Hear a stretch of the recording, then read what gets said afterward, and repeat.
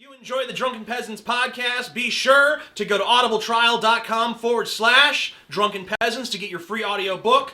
They have books like The God Delusion or Mr. Mercedes by Stephen King. Also, 150,000 other titles to choose from. So be sure to check that out. It supports the show and you get a free audiobook in the process. So what the fuck do you have to lose? Tacos.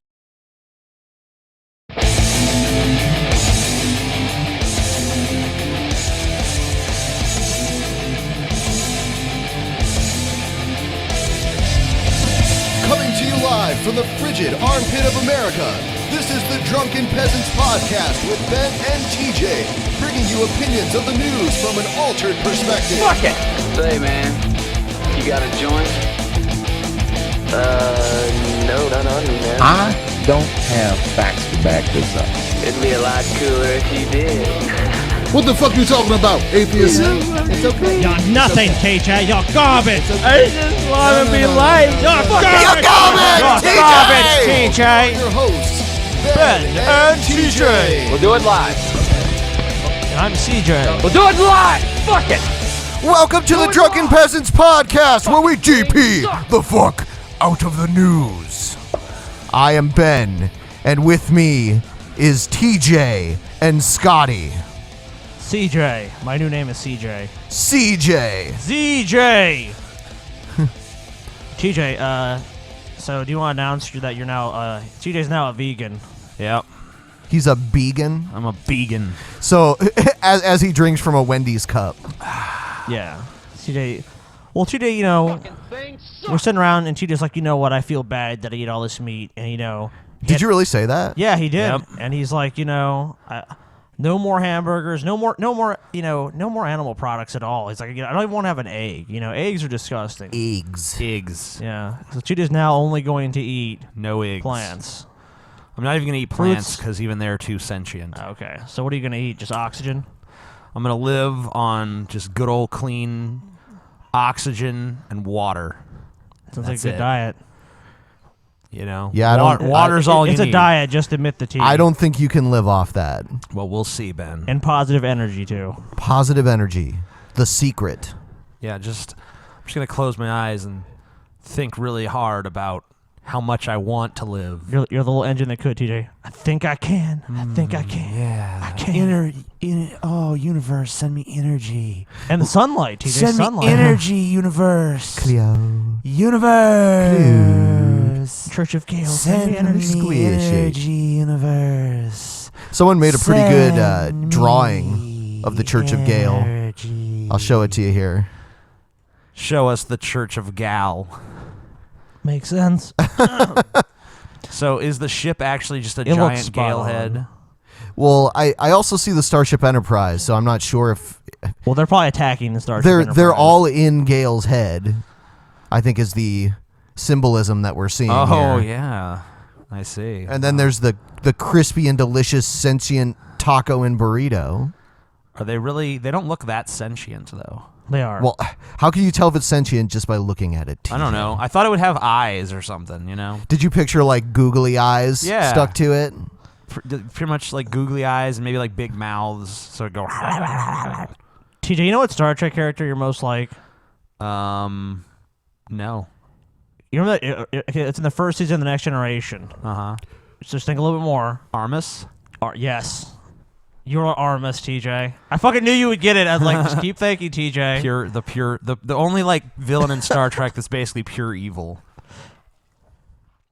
Although Captain Picard kind of shits on that notion. But you know what? I killed a member of the main cast, so fuck you. Oh, you mean Yeah? the big blob that Yep. just like, The okay. That big, dark, hateful blob Yeah. that just fucking despises That's everyone. TJ. I feel it. I feel it, Scotty. I feel it. You are such a whiny bitch. Shut up. All right. Well, you know. Wah, wah, wah. Anyway, later on in the show, you know, sometimes it's good to like let people know what's going on later in the show instead of running your mouth. Okay. Why don't we actually make our announcements in the beginning of the show? So, Yeah. what's that? Our T-shirt is still on sale. Yes, the T-shirt is still on sale. Teespring. What is the link, Ben? It is teespring.com/Drunken Peasants. Looks like right now we're at 53, so that's pretty good. It hasn't been up for that long, so. This shirt's pretty awesome. I know me and TJ are going to get a couple, so we're all going to wear the shirts one day for the show. But the shirts are pretty good, actually. It's American Apparel. That's why it's expensive. Yes. Yeah. Everyone that's had them so far, we've not had any complaints, except TJ, who said his skin fell off, but he doesn't have a shirt, so that's TJ's credibility for you. Yeah, I think the shit was a little soggy. Soggy shirt. Yeah. Anyway, though, yeah, later on we're going to have Anthony Fantano from the Needle Drop come on and talk to TJ about Marilyn Manson. You say that he falls into a different category of Manson fan than you, correct? I don't know. Isn't that what you... I don't know, Ben. I'm not sure. Yeah, I did. I don't know. Well, there's There really are two camps, I guess, of people who like Manson. It's like the people who like pretty much the first 4 albums, and then kind of fell off, and then there's the people who kind of still like even the newer stuff that was less popular. Yeah. This is why I maintain that you're arm is TJ, because TJ cannot get along or like anyone. Like, even if someone's like, TJ's a pretty good guy, he'll find some point of division. Like, you know what? One time you said this about something I like. I hate you now. I hope that I don't even need a reason like that, Scotty. I could just be like, I don't like him, but he's real nice and he says he really respects you. I don't give a fuck. I don't like him. Piece of shit. Kiss ass, if anything. Yeah. No so pleasing TJ. I guess I'll wait to talk more about it until later on when he's on here. But I think I fit into that first category. Oh yeah, you definitely do. Yeah. So, let's see. The inferior category. The lesser category. I've moved on. Anyway. Moved on to lesser things. Yeah, I know. I do a show with The Amazing Atheist now. Yeah. There you go. That just goes to prove it.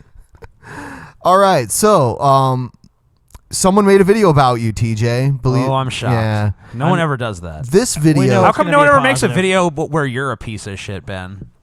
There's no, like, anti-Ben videos. Oh, there's plenty of comments, and I'm sure there's videos. There's got to be. Someone do a hate video against Ben already, you know? Be like, Ben, you're a piece of shit and you're wrong about everything. Why don't you just make a fake video, TJ, and just, like, put on a mask and be like, yeah. I am some random person. Yeah, you do that to Brett Keane all the time. Oh, yeah, I That's do. true. I send him all those racist messages and stuff. I should get, like, a Mario mustache. Just get, like, a big black mustache and be like, hello, Ben, I hate you. And I'll be like, you know, that kind of looks like TJ, but TJ doesn't have a mustache like that, so it can't be him. Yeah, take off your glasses, too. Yeah. Just go Clark Kent, like, TJ. Oh. Who is that? Is that TJ? Oh, he's not wearing glasses. Couldn't You be don't know who I am. I hate you. So let's see this fucking video. Okay. I'm sure it's basically a video love letter to This you. one says that you condone bestiality. Okay. Sounds right. Neat. Neat. Hello everyone, I'm hater number 522. Today we're going to be reviewing something that TJ Kirk, better known as the Amazing Atheist, said in his recent 2-part TJ Q&A Kirk. video. For those Man, of you you know what? He has like you know the voice I always use to like can I like mock nerdy people or act like the fake nerd? He has that voice. He's like He said his name was Unit I'm 522. Unit 522, guys. So what happened to the first 521 Unit units? 522.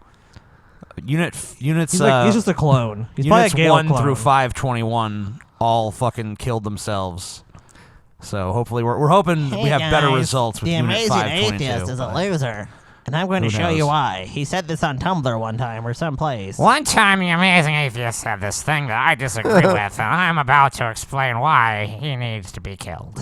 don't know who the Amazing Atheist is, He's There a are loser. no such he's people. a YouTuber that has been around since 2006. He's a He has loser. made a number of controversial videos. He's the greatest regarding subjects YouTuber He's like controversial. of all time. religion, Shock even rocker touching Thomas on political Kirk. matters. As I said before, he recently published a Political. 2-part Q&A video. He said some very interesting comments about bestiality. So Oh, take let's a look. hear them. Bestiality, you know, those are living animals, but I really don't see how I can object to that if I'm going to continue eating meat. Like, I'm going to say that I can fucking have a cow slaughtered on my behalf, ground into fucking cheeseburger and I can sit there and eat it, but you can't fuck that same cow? Yeah. That seems like sound logic to me. Most people I know would rather be fucked than killed. I would say that's pretty accurate. Like, you could be killed, ground into meat, and served to, like, let's say lions or something, or they can just have, this big black man's gonna come and not rape even you in this lions, prison but scene. fucking like It's like, stupid fat American consumers driving through the fucking McDonald's pretty much drive-thru. anyone eats I don't know. hamburgers I as long see as the they point eat. you're making, but I still don't think we should let people just fuck animals. I don't think that's what he's saying, though. I think he's saying it's kind of like, I just find it ridiculous that people get so up in arms about this, but they don't care about this. They don't care about killing the cow. It's just, I mean, like, you could draw whatever conclusions you want, but I mean, I'm just making like an observation about what seems to me to be an inconsistency in like most people's morality. Sure. Yeah, it makes sense to me. Seems hypocritical to me. Is it ethical to believe that? Let me stop you there, big guy. I think there is a distinct moral difference between slaughtering a cow for consumption and using a cow to derive sexual pleasure. Now, I'm going to be personally subjective with this, and I think it's only ethical to believe that in order for a sexual Well, act there's to plenty take of people place, that there believe needs to be it's something unethical called to kill animals. I mean, if you're talking about ethics are not. We're not talking about objective morality like a theist would. I mean, I know what he's going into now. Seeing what he has on the screen, he's going to go about consent. He's like, well, can the animal consent? Well, the animal didn't consent to be slaughtered and eaten either. I know. I mean, like that's it's just interesting. The point he's making, like, I don't think you're advocating. Go rape animals. That's fine. They're not. They have no feelings. I would point out that if you killed someone and ate them, you would receive a harsher penalty from our legal system than you would if you raped somebody. Yeah. Yeah, presumably. I mean, not always, but sure. consent. Now, rather than arguing the popular opinion that bestiality is morally reprehensible, let's take a look at the consent that goes into having sexual interactions with an animal. This guy seems to have put a lot of thought into this. Like, now I'm gonna explain what it's like when a human has sex with an animal. He's just taking this very literal interpretation of what's been said. He's not. There's no nuance. There's no context. And he plays this Chris Hitchens clip. That's not ethical. It's like, okay, so what's the context? Hitchens is even saying that. What's the context? TJ saying that. It's like he seems to takes everything that's very almost just like what he said is what he meant. But TJ never said, I 100% condone bestiality. Just go fuck a cow or a dog or whatever you want right now. So I don't really know what argument he's making here. It just seems like he's, straw manning TJ and saying, well, must be his position. He's an advocate for bestiality, which he's obviously not. No. TJ doesn't have a zoo in his backyard. I mean, TJ might wish that happened, but he doesn't currently do that. I don't even think a cow would care if you fucked it. I don't know. I mean, I don't know. I'm not going to find out. I would either. imagine, like, a bull's dick is way bigger than a human's, and a cow probably wouldn't even, like, notice the difference. Like, it wouldn't even notice if you were fucking it. It'd just be like, mrr, whatever. I don't know anyone would find it appealing about having sex with a cow. But I'm just saying that if you wanted to, I don't think the cow would mind that much. It's a pretty big animal. So are you saying you're in favor of bestiality? But, you shouldn't fuck a squirrel, though. Okay, but are you saying you're in favor of bestiality? No, I'm not saying I'm in favor of it. I'm just saying I have a difficult time having this extreme amount of moral outrage when I feel like I engage in a behavior that's probably as unethical if you're going to think about animal consent and rights. Killing them is much worse. Right, I mean, that's what I'm saying. I mean, I still don't think it's right to rape animals or subjective torture them, but I mean, killing them obviously is not some great activity. No. But you make a good point. How many people saying that will stop eating meat? Not many. So cows, rather animals in general, do not have the same type of intelligence that a human being does. They cannot give consent to participate in sexual activity with a human being. Can they consent to being slaughtered? As TJ said, where is their consent to being slaughtered? Yeah, I mean, this argument would only make sense if we literally knew, like, oh, well, cows want to be killed. An entire species of suicidal cattle. The cow's just like, come on, jeez, kill me already. I'm sure no cow tired of being alive. When they're led to slaughter, is sitting there like, this is wonderful, finally.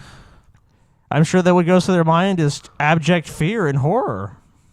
I mean, people think animals are stupid, but I mean, I'm sure they realize to some degree what's going on. It's not good. You know what I mean? Yeah.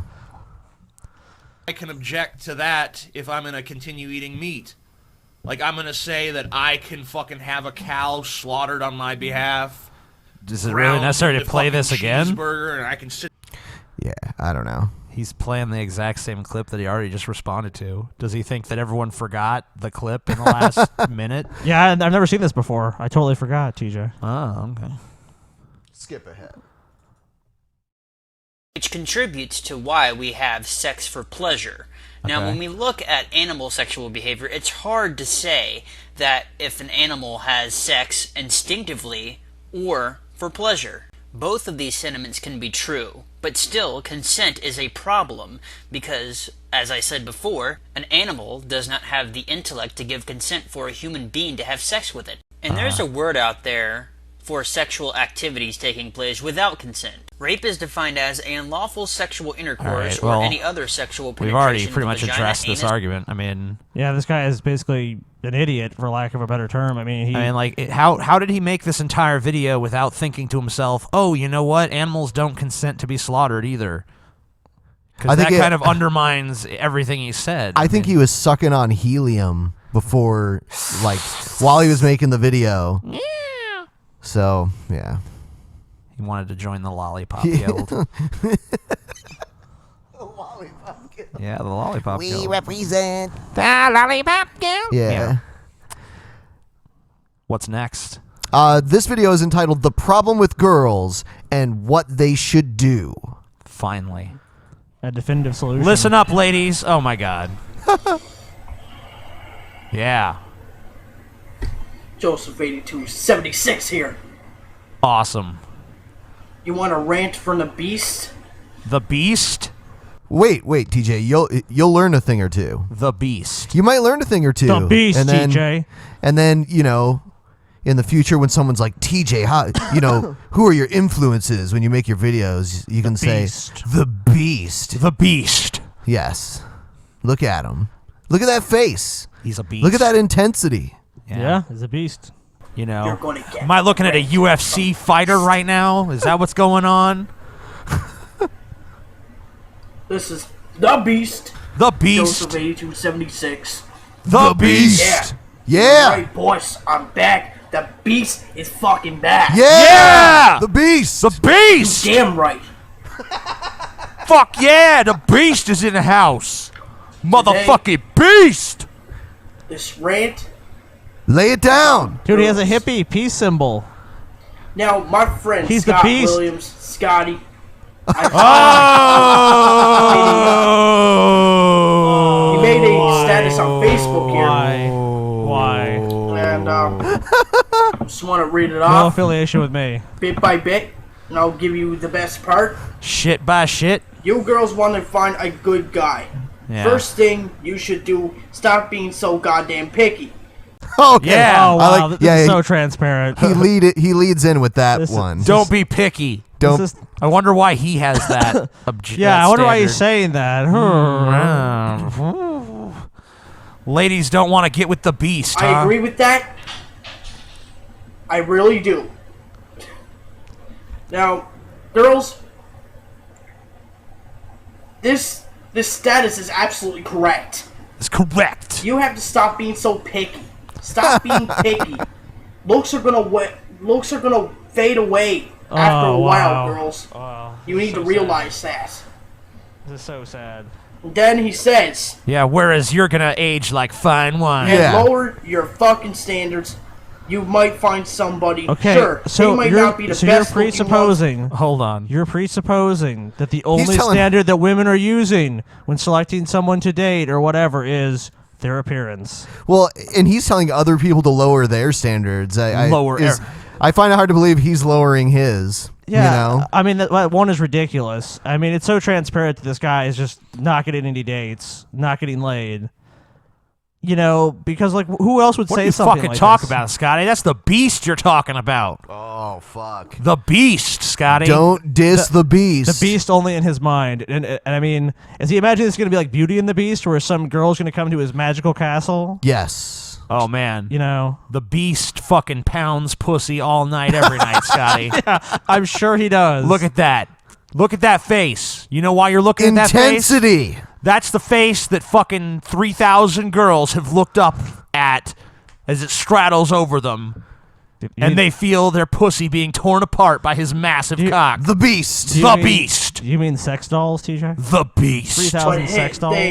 But hey, looks fade away after a while. Yes, Yeah, I they agree sure with do. that. I Yeah. absolutely agree with that. Because Old people's gross, you yo. got to lower your standards, girls. Oh my Stop god. being so picky. Stop going out with He's trash basically guys. saying date him. Wait, stop going out with trash may not- guys. Stop going out You just with said standards are trash too high. guys. Wait, so their standards are simultaneously too high and too too low. low. Okay. These trash guys that aren't me. I have a feeling that like the feminists on Tumblr who've never actually watched my videos or read anything I've had to say, like they think this is me. Yeah. This is the person they Okay, think well, in all I am. fairness, this pretty much is you. No. This is TJ. No, I don't have a cool hat like that, dude. That's true. If you want a good guy, find the ones that aren't so attractive. Give them a chance. Yeah. Lower your standards. Get with some ugly Dude, dudes. You got to lower your standards. The Beast is living in a girls. fantasy. Girls. You got to Lower lower, your standards and lower get your with me. standards, girls. Get with me, baby. Yeah. If you want the beast inside of you, lower those standards. Unleash the beast inside of you. The beast. The beast gonna The tear that beast. pussy up, bitch. Sure, I may not be the best looking. What I are may you? be Hold a little- on. Wait, what? What are you talking about, beast? I thought this guy was a model. look at, What? Look at this. Okay, screen cap. Screen cap. Oh, Look. my. Here we go. Look at that. I would just Photoshop like a lollipop in his mouth or something. Or like maybe like some spaghetti noodles hanging out or any kind of food, really. It's so awkward. Or in a bib. Put a bib on him. Oh yeah, put like a bib. It's like dirty with like rib sauce or something. You know? Yeah. Like barbecue sauce. Yeah. You could have one of those lobster bibs. Oh yeah, that's what I was thinking. And put a caption, something like "Unleash the Beast" or, you know, "After the beast finishes his feast, he's feasting on that pussy." Something like that. The Beast contest. The beast. Submit to Facebook your best. Yes. Or you could pictures of the Photoshop Beast. him onto the actual beast from Beauty and the Beast. Or something. Beast from X-Men. Yeah, that too. Yeah, our Facebook is there on the screen for everyone to see if you're not already following us on Facebook or Twitter. All of that's there. I guess Ben will look through them and put the best ones on the next Yes. show. Please feel free to send in anything to us that you'd like for us to use on the show, videos. So whether that be stupid commercials. I feel like guys like this are responsible for modern day feminism. Okay. Anyway, go ahead. So send us commercials, news stories, questions. Don't send us anything else. Don't send us questions, just general questions about things. Don't send us Fucking copyrighted shit. Don't send us music. Don't send us anything like that. Don't send us Especially music. Guest requests. You know, we'll have people on. I'm sure that there's people that we get requests for all the time. If you hate TJ, hit the like We have button. to. Yeah. If I had a computer, I'd be hitting it right now. I'd be going, fuck you, fuck Like you, to TJ. hate TJ. If you hate TJ, hit like. Oh yeah. All right. So, do you want to play more of this guy or move on? I think we've drained the beast. Yeah, You drained the beast. Yeah, we're drained down to the the beast. lemon rind on this one. All right. The balls are empty. You shot your load, TJ. The shaft is soft. So here's a video that was made as an introductory video for the 10 Commandments. All right. Sweet. 10 Commandments. 10. No document in world history so changed the world for the better. Wow. So As did in the the 10 dictionary next to the word Republican, this guy's face. Old white guy.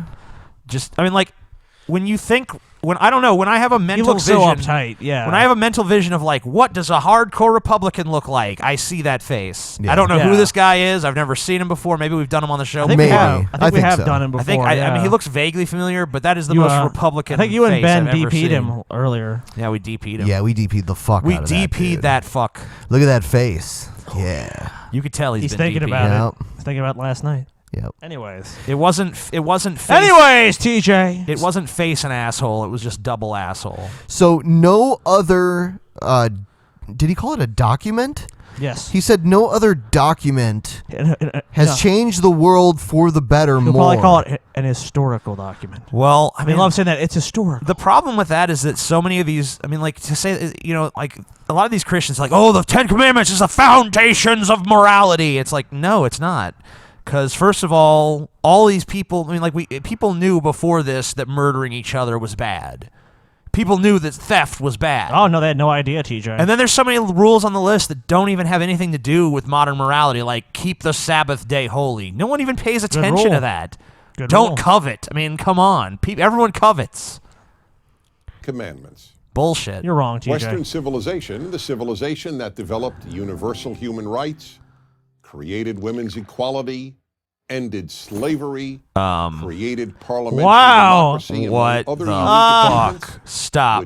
Stop. Slavery is condoned in the Bible. Okay, so- subjugating women is condoned in the Bible. All right, Scotty's beating me to it, but that's basically, I mean, like, what? What a joke. I mean, look, if the Ten Commandments had shit like, thou shalt abolish slavery wherever you find it, thou shalt acknowledge that women are equal. I mean, like, in fact, women are basically listed as property within the Ten Commandments themselves, where it says, don't covet your neighbor's wife. You know, it just says, don't covet his ass. We're talking about his donkey here. Don't covet his land and all this other shit, and also don't covet his wife, because that's part of his property. Oh, yeah. Don't covet his wife, who he owns. So, I mean, like, to say, oh, you know, this is the foundation of universal human rights and ending sexism and ending slavery, like, bullshit. You're so stunningly full of absolute fucking dog shit. It's almost unfathomable. not have developed without them. As you Yes, will they see would've. when each of the Ten Commandments is explained, No. these commandments are as relevant today as No. when they were given over 3,000 years Wrong. Yeah, completely and utterly wrong. I feel like a hook should come out at this point Yeah. and drag him off the screen. Where's the gong? Our Bronze Age mythology is as relevant as it's always been. Actually, it's not. Sorry. this primitive list of stupid rules that I think only 3 of them are actually laws. Only 3 of them are actual laws of our society. This list is somehow just as relevant and fresh as it ever was. Depends on the country you're talking about, but yeah, I'd say in the U.S., that's probably the case, because I'm sure... Thou shalt not kill, thou shalt not steal, thou shalt not bear false witness. I want to say that the Sabbath thing could possibly be used against you in some countries, because some places are like really Christian, you know what I mean? Like Macedonia or fucking... Yeah. Asshole-donia is more like it. Yeah, I think Macedonia just recently banned gay marriage, Asshole Donia? even though I'm sure it wasn't accepted before. Macedonia? It was so Yeah. accepted. Yeah. In fact, they're so relevant that the Ten Commandments are all that is necessary to make a good world, a world free of tyranny and cruelty. What? Imagine for a moment a world in You're which a there is lunatic. no murder or theft. In such a world, there would be no need for armies or police. Hold on. So, first of all, okay, imagine a world in which there's no murder or theft. Murder and theft are illegal pretty much everywhere on the goddamn planet, unless you go to places where there's just no centralized government. Just because something is against the rules doesn't mean people stop doing it. People break the rules. So just saying, like, this is all you need for a peaceful world, because imagine if you outlawed murder and theft. We've already done that. Murder's already illegal. Theft's already illegal. They still happen. Right. Laws against things very rarely fully eliminate the things that they've outlawed. Sometimes they don't even mitigate it. No. Yeah, prohibition, basically. Yeah. Or weapons. Men and women and children could walk anywhere at any time of day or night without any fear of being killed or robbed. What about severely Imagine beaten? further a world in which no one coveted what belonged to their neighbor. A world in which children honored their mother and father and the family unit throughout. That's not always a good thing, you fucking halfwit. Right. What if their parents are molesting them? Yeah, what if your parents are pieces of shit? What if your parents are assholes? They're your mother and father. Honor them. Honor them. And not coveting your neighbor's shit? Yeah, your neighbor might live in a mansion, you might live in a shack, but good for them. You live in a shack and have no running water. Don't covet your neighbor that lives in a house and has running water. It's kind of like the antithesis of capitalism. I know, it's like, it's basically saying, just accept your shitty lot in life. Don't fucking do anything to try to change it.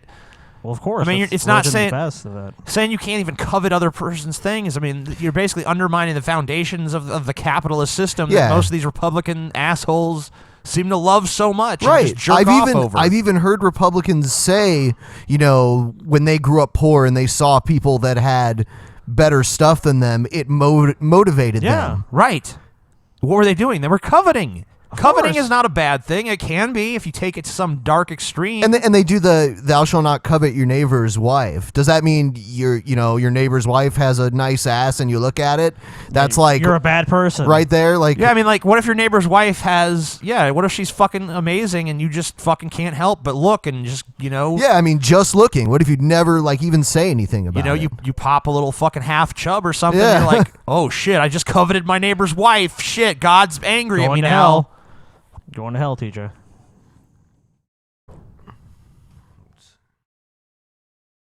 A world in which people obeyed the injunction not to lie. The recipe for a good world is all there in these 10 sublime commandments. No. Okay, so I have a question then. So he's saying all this, these sublime commandments. Okay, so they all say America was founded as a Christian nation. So if I have all these Christians here, then what's the problem? Why don't we live in paradise? I'm sure now here comes the sophistry that explains why that even though that we have these wonderful commandments, why people don't follow them. But I mean, like, what he's saying doesn't make any sense because he started off saying, if the 10 Commandments is all we need for a peaceful world. And then he's like, people would have to absolutely obey them 100%. It's like, okay, so they would have to function like no other law or rule in human history. Right. Where it's just universally followed and accepted. Yeah. I mean, anyone could make rules. Like, imagine how much better the world would be if everyone did this. Like, it doesn't take a fucking genius to cook that up. Yes, it does. But there is a catch. The 10 Commandments are predicated on the belief that they were given by an authority higher than any man, any king, or any government. That's why the sentence preceding the 10 Commandments asserts the following: God spoke all these words. You see, if the 10 Commandments, as great as they are, were given by any human authority, then any person could say, who is this man Moses? Who is this king or queen? Okay. And you can't say, who is this God that I've never seen and no one's ever demonstrated to exist? No. Who is this government? That's an axiom, TJ. Okay, but here's the thing. It doesn't. It makes it actually. If it came from God, it actually has less authority. Because God, you don't know. You can't prove God. The government. Who is this government? The government is a people with a bunch of fucking militaristic force at their disposal, who can have your ass arrested, put in jail, do whatever the fuck they want. Who's the king? He's the same fucking thing. He's got power. Yeah. Okay, yeah, you can see the government, you can see the king, you can't see God. And they actually have means of forcing your compliance here on Earth. Sure, of course. God doesn't have that. All God has is I'm this invisible thing that you've only heard about from other people. God is going to turn you into salt, TJ. Well, good. Me, how I should behave. Okay, so why is God indispensable to the 10 Commandments? It's not. Because, to put it as directly as possible, if it isn't God who declares murder wrong, murder isn't wrong. Whoa. Awesome. So, I'm an atheist. He said it's only a murder if God declares it to be, murder, which is basically, cause I mean, like, really, murder doesn't even become a big deal. Because I can just kill anyone for any reason. I mean, so by his logic, if this is all, if God is not real, then it's just totally okay to break all these rules, and people will. So I just don't know how he explains atheists. Like, shouldn't atheists just be these crime-ridden, like that's the atheist ghetto over there where they don't have any rules, The atheist ghetto. I mean, that's pretty much what he's saying. Yeah. Like, atheists are just commit crimes, and anyone who doesn't believe this just is horrible. I'm sorry, atheists, 99.99% of atheists believe murder to be wrong. So, the fact that But it's you not think murder, TJ. the fact that you think that you need God for that kind of says more about you and your mindset than it does about theology. IMO. Yes, this strikes many people today as incomprehensible, even absurd. Many of you are thinking, is this guy saying you can't be a good person if you don't believe in God? Let me respond as clearly as possible. I am not saying that. Of course there are good people who don't believe in God, just as there are bad people who do. And many of you are also thinking, I believe murder is wrong. I don't need God to tell me. Yep. Now, that response is only half true. I have no doubt that if you're an atheist and you say that you believe murder is wrong, you believe murder is wrong. But forgive me, you do need God to tell you. No, I don't. We all need God to tell us. God's never told me. I know murder is wrong. I don't need God to tell me. When has God told me? Are you going to say that? Yeah, God himself has told us nothing. You're basically saying this book... He's probably going to go this route of like, oh, God inscribed it on every human heart or something. Like, oh, God made us all inherently aware of these rules. No, he didn't. Why would he need a Bible then? Why would there need to be a Bible if you inherently knew everything that was in the Bible or the rules you were supposed to follow? And why would anyone even break them then? Yeah, exactly. Like, if it was like almost instinctual, like just don't do any of these things, or an all-powerful, all-knowing deity will just kill you, I think I would actually follow the rules then. Pussy. Okay, yeah, I'm sure if that was the actual standard, TJ, you'd be breaking the rules left and right. I would tell God to go fuck himself. And then you'd be dead. Send me to hell. I don't care. Cosmic cocksucker. Yeah, whatever, TJ. Cosmic cocksucker. You're so full of shit. Even Fuck if you figured God. out murder was wrong on your own, without God and the Ten Commandments, how do you know it's wrong? Not believe it's wrong. I mean, know it's wrong. Well, hold on. If I The fact is, if I believe that it's wrong, why do I need to know that it's wrong? Yeah, What does know even mean in that instance? I guess he's trying to say, like, absolutely. All right, well, here's how I know. Objectively. I know that murder is wrong because I wouldn't want to be murdered, and I think that, penalizing it by law discourages that sort of behavior because, I want myself to be safe. I want other people that I care about to be safe from murder, so that's why I know that a law against murder is a good idea. Because it makes people reticent to take that activity, even if they kind of want to. It's an insult to just a secular a model and a critical thinking model. It's like, hey, if you just examine the issue critically with like, do I want to be assaulted and hurt and have people steal my shit? No. Would anyone else probably want that? It's very unlikely that anyone would want that to happen to them. Therefore, we pass laws against these kind of things. It's not because some magical man in the sky was like, oh, it's bad. And like, oh, I had no idea. I had no idea I didn't want someone to come take all of my shit. Wow, thank you. Yeah. Spank you very much. you can't. Because without God, right and wrong are just personal beliefs, personal opinions. Okay, so let me ask you a question then. If there is a God, why would his opinion automatically be objective? Because he created the universe? Does that really follow? I mean, then let me ask you this. No, God clearly seems biased if you read the Bible. But I mean, if God... Are you saying that it's good because God says it, or God says it because it's good? Because either way, there's problems. If you're saying it's good because God says it, then anything God says is good, including, like, you know, if God tells you go kill all those school children, like, well, it's good because it's coming from God.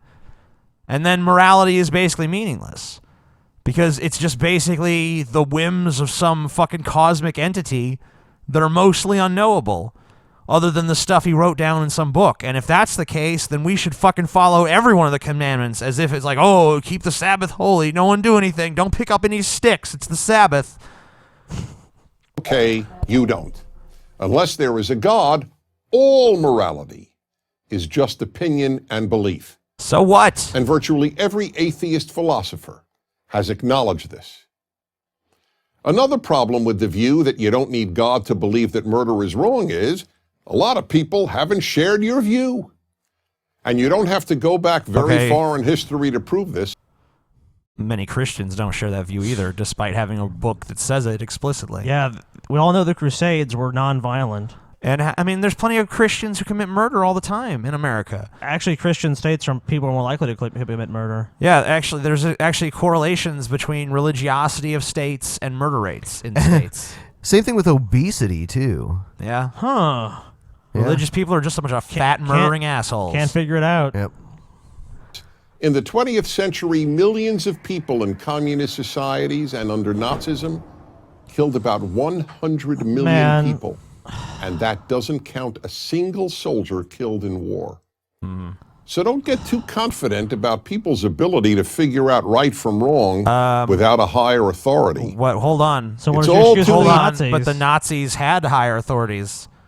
I mean, I don't understand why we've literally had to go through this numerous times on the show. About 100 times, at least. Read Mein Kampf, read Hitler's speeches, acknowledge the fact that the Nazis' first ever treaty was with the Catholic Church, acknowledge the fact that Nazi soldiers had Gott mit uns on their belts, which means God on our side or God with us. Can we just acknowledge these things and stop with this notion that the Nazis were a bunch of secularists, because they weren't? Pol Pot and Hitler and Stalin, they all did it in the name of atheism. It's like, no, they didn't. Let's just stop these lies. You want to move on? Sure. Oh, there's a new song made by the Why Be an Atheist guy. And it's about Jacqueline Glenn. Jacqueline Glenn is a bitch. And she lies and tells lies and lies. Atheist Jacqueline Glenn wears a shirt that says fiction. It has symbols from many different religions. Yeah. She once said, all religions are equally delusional. Now think about that statement. Even if you hate religions, can you really claim they are equally delusional? That seems like you're lumping everything together. What a good song. He sounds like a fucking robot. That seems like you are lumping everything together. I am a robot. Yep. Destroy Jacqueline Glenn. Press 3 for more options. Like you're overgeneralizing. To me, that doesn't seem the most rational approach. It's not very nuanced, not very critical, not very intellectually deep. Now, is Taoism really the same as Satanism, Christianity, or Islam? Are Eastern religions really the same as Western religions? I think what she's actually saying is that these religions are all based on unproven supernatural occurrences and themes. Therefore, she's not saying there are no qualitative differences between these religions, but is only saying that they are equally false. Fuck you, TJ. You are still garbage. Everyone hit the like button if you like TJ's singing. TJ is garbage. Hit the like button for TJ's singing. Hit the like button. Pretend that when you're clicking on the thumb up, you're pressing the thumb against a fucking engorged clitoris. Now, I once read an atheist book that admitted not all religions are exactly the same. Did Jacqueline Glenn misspeak when she said that statement, all religions are equally delusional? I once read an atheist book, if that's the case, then, which I'm not going to name. Hey, we can forgive that. But it seems like she really means that because she insists on wearing that shirt. Slightly extending the last, syllable of every sentence is not singing. What are you talking about, man? TJ, what you talking about? Yeah. What you talking about, atheist? Hi, my name is TJ. Can I have some tacos? That shirt No, you is not the best can't. statement because they're not all equal. Some religions are better than others. Even if you have to admit there is no God, how can you say all religions are equally the same? In fact... Okay. Wow. Yeah. I think that's enough. Come on, dude. You have to recreate the magic of why be an atheist. Maybe spend some time actually writing this shit out. All right. I mean, it should be something like Jacqueline Glenn, talking that stupid old shit again, Get some rhymes going. Get some melodies. Something. It seems like... Give us something to work with, buddy. The latest video that Jacqueline Glenn made, apparently a bunch of people saw it and are making video responses to it. So here's another. Please subscribe, comment, and rate. Ow. TJ. Yeah, TJ. Before this starts, TJ, please do not attack Brett Keen's family. Okay, buddy? I would never attack Brett Keen's stupid, worthless family. All right, thank you. I appreciate that, TJ. Ladies and gentlemen, my name is Brett Keen from God TV Radio. I just got done watching. Is it about TV or 10 is it minutes fucking into radio? A video of Jacqueline Glenn talking about suicide and depression. She's basically sharing that there's a loneliness, a bleakness, and emptiness within her. It's amazing whenever you look at her channel because there's literally tons and tons of videos where she's asking for donations. Okay. Oh, hold on. And the pot turned to the kettle and said, "You one black ass motherfucker." TJ, remind me why Brett Keen became a theist? What was it? Because he asked for donations, and more Christians gave him donations than atheists. What was that? What was the key word there? You said donations? Yep, donations. Donations. That kind of makes Brett Keen, what's that word? A fucking hypocrite. I can't believe that. Maybe. I don't know. I don't think Brett Keen has such a short fucking memory. He literally calls people out on shit that he does himself all the time. I wouldn't be surprised to see Brett Keen finding one of his old videos and being like, "This guy's an idiot." Asking for people to go to her different sites and buy her clothes and all this kind of stuff. Tons of videos having to do with attacking and belittling Christians. Doesn't seem to care about the depression or the sadness that a God believer might be going through, just as long as she gets paid. Yeah, she makes that callous she talks fucking about how bitch. sad life is, even though she's got 200,000 subscribers. Hold on. How transparent, man. Wow. Even though she's got all these subscribers, jealous much? Okay, well, I thought these people want to subscribe to her. It's an optional thing. Brett, I'm gonna we were just watching a video about the 10 Commandments. Thou shalt not covet. It sounded pretty bitter what you just said. How is she depressed? She has 200,000 subscribers. Oh, wow, because all you need for happiness in life is a high subscriber count on YouTube. All your other problems just vanish into the wind once you get that high subscriber count. Show TJ, I was classically depressed. Then I got a ton of subscribers and everything's fine. People always ask me, TJ, how did you get over your depression? It's I just got a bunch of subscribers on YouTube. The more subscribers you have, the better and more happy you are. I can honestly testify she has not been sad one time. Never. Since getting a lot of subscribers. All of the YouTube. problems in my life just gone. fucking vanished. 9 out of 10 psychiatrists agree that getting hundreds of thousands of subscribers on YouTube is the cure for chronic depression. That's why Brett is so bitter, because we've, by flagging his channels and stuff, we've kept him from getting the hundreds of thousands of subscribers he needs to feel good about himself. I don't. Well, that's why me and Ben and TJ are on this channel, because Ben's like, we're talking to TJ, like, TJ, how'd you get over all these problems in your life? He's like, well, if you guys were on a channel with over 100,000 subs, maybe you'd understand. So we're hoping we get there soon, so we can understand, what true happiness is. Paid daily by atheists who are foolish enough to watch your videos. And then on top of that, I guess we're pretty fucking foolish for watching your shit. Pornography and sexual deviancy, and has young children who are watching this kind of stuff. She's no different, really, than all the other non-believers out there. Who cares? They all do these videos where they act narcissistic. They act like they're smarter than everybody. They act like they're...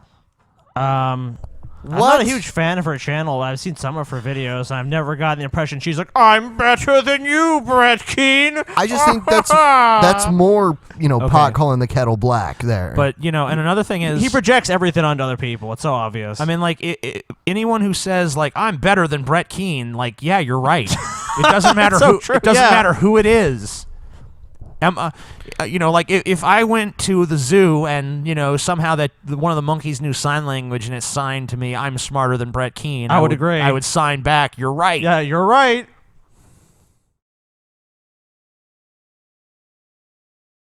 He's so petty. They're superior over anyone that believes in a God. But then there's that one day. There's always that one day, at least once every few months, where they do that video. You know the video I'm talking about. My life is miserable.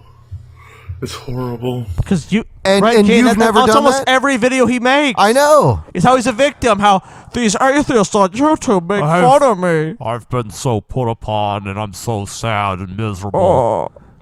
I have health problems. This dude is the biggest hypocrite. Problems.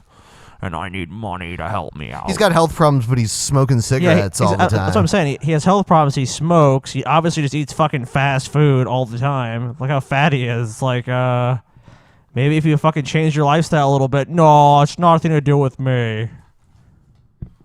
Don't make fun of Brett. He's awesome. Make fun of fucking Brett all day long. It's so fucking easy. It's like fucking taking candy from a baby. Which you do all the time. It's true.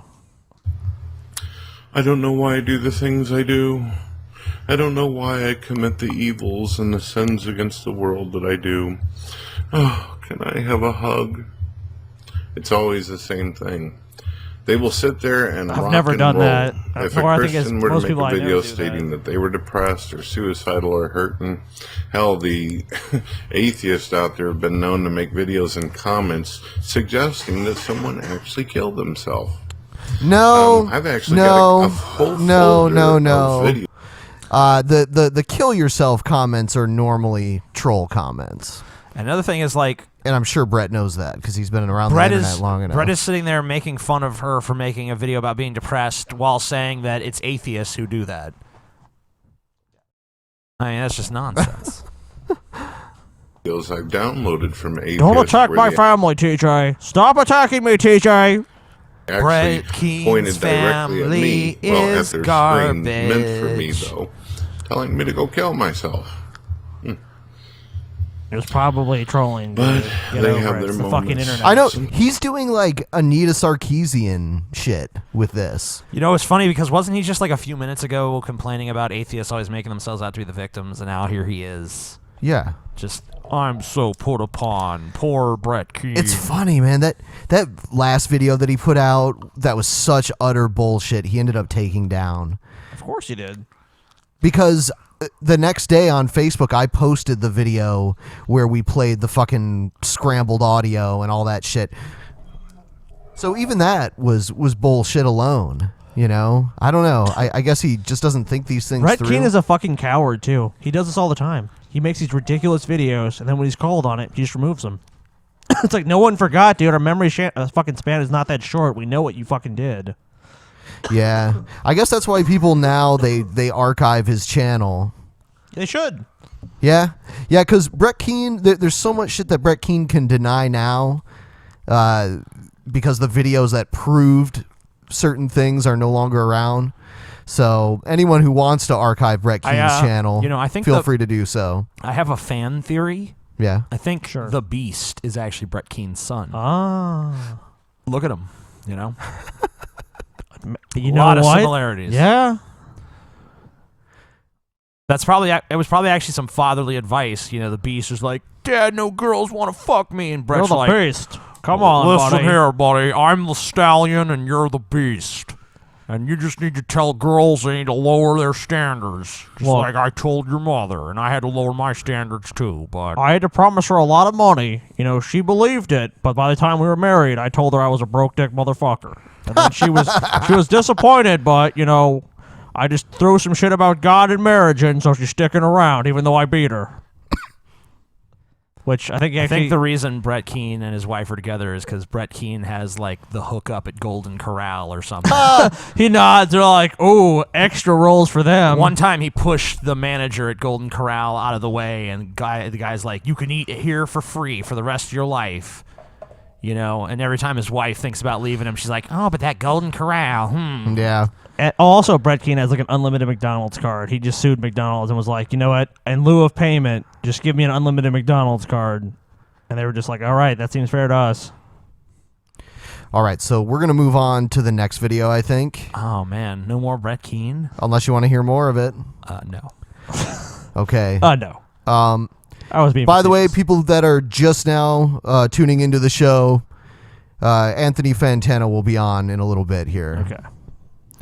So, But TJ's going to kill him, so unfortunate. Needle drop. You're going to drop the needle on him, huh, TJ? Yes. So we're done with Brett Keen. We're moving on to the next video, but TJ may regret that.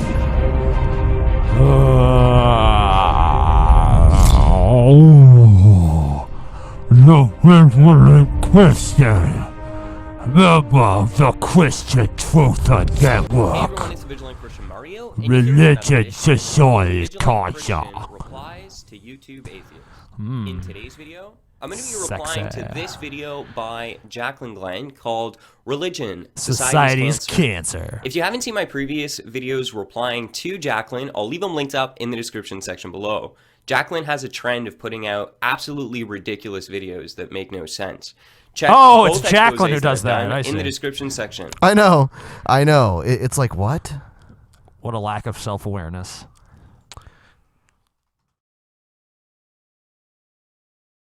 Ben is busy. Yeah, and Scotty's out of the room. Scotty left and Ben's busy. She and put out TJ a has video nothing where to she say. tried to Yeah. disprove the Total historical show fact of meltdown. Jesus' existence. Absolutely ridiculous to even make those claims, as ridiculous as it was when Zeitgeist tried to promote that stuff. Easily debunked. No atheist in the academic world would ever make such a ridiculous claim. Only here on YouTube can you get a pass with that kind of nonsense. But I checked her, put her into place. Check out the video in the description section below. She also came online to do a ridiculous video where she claimed that porn is not addictive. In this video, I expose the fact that addiction can come from absolutely anything. Okay, That sure. it's meaningless. It's like, well, I mean, you could be addicted to anything, but it's mainly a psychological addiction. I'm addicted to macaroni and cheese. I guess, like, porn would be as addictive as, like, chocolate would be to some people, or, Or crack. I don't know. I would say crack is a lot more addictive. Oh, man, give me my porn fix. Got a fap. Yeah, because you can have some serious physical withdrawals from crack and porn and cocaine. Too. I need Nah. porn, man. Give me some fucking porn. Oh my god. I guess the only...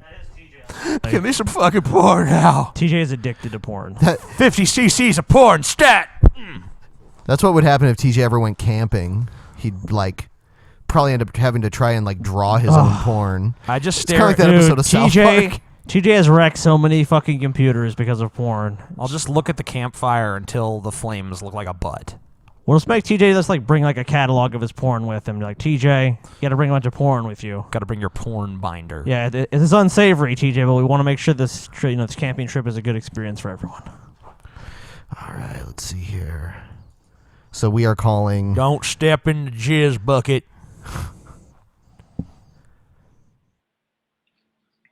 Hello? Yo. Don't step in the How are jizz you? bucket. How are you? I'm fine. How's it going? Welcome to our show. Thanks for having me. No problem. Yep. So we agreed that we would just talk about specific things. So I guess you and TJ have a disagreement on Marilyn Manson. Nope. Yeah, I think we do. I think we do. First, I want to say gladiatorial combat. Before we even Fight to the begin death. on that, though, I wanted to ask you why are you dropping needles everywhere? What if someone steps on one of those, buddy? Like you're a really callous person, just dropping needles, man. It's it has to do with the video you guys were talking about earlier. I don't particularly feel for what the Bible's putting down, so whatever commandments might actually address dropping needles on the ground wherever, I don't adhere to those rules because I have no one to tell me it's wrong. Oh, it's a What good about point. the flying spaghetti monster, though? Oh, is there something in his wisdom, infinite wisdom, that addresses such topics? Actually, no. Wow, But TJ. I hear he's writing a sequel, so Oh, that's good. Okay, cover well, some of the stuff he missed. I'll read into that and see if there's anything I can abide by that makes sense. So I mean, but I don't think Anthony. He actually gave Manson's most recent album, The Pale Emperor, 666 out of 10. So I mean, that's 666. Yeah, that's a huge. I mean, that's like he went way over even the scale. So obviously, he feels as passionately about it as I do. Yeah. No, 6 out of 10. So that's ridiculous. That's absurd. Okay. Why is that? that? I have a feeling that I but- had a feeling based on your comment that you had a lot of things that you wanted to say about I the record. did, but and you know what? Sort of set me straight on the record. So just fucking say it. Say what you got to say. No, but Let's do it. The problem with that is Fight! Sorry, TJ. the problem with that is I don't But not remember really. what you said anymore. Because it's been several days. So TJ's typical. memory is very Okay, short. okay. Well, listen, I don't know what you were going to say either. All I really have to go off of was a comment that a lot of people pointed my attention toward, and you had specifically highlighted the last track of the album, and it seemed to me that you felt that I didn't understand what Manson was getting by in the refrain or the title of the track, and you seem to have a strong opinion on it. So, how do you interpret that track? It's at least from what I read, it felt like you had some kind of understanding of what he was trying to say on that track. Are you talking about odds of even? Yeah. I mean, well, what is your interpretation? I mean, you said there was a line in there that you found silly. I think it was I thought it was just the repetition of the line about even angels die in the arms of demons. Right. Which is typical. I mean, I can imagery in. Did you say that was like cringeworthy? I thought it was a little corny. Okay, corny. I mean, but you know okay.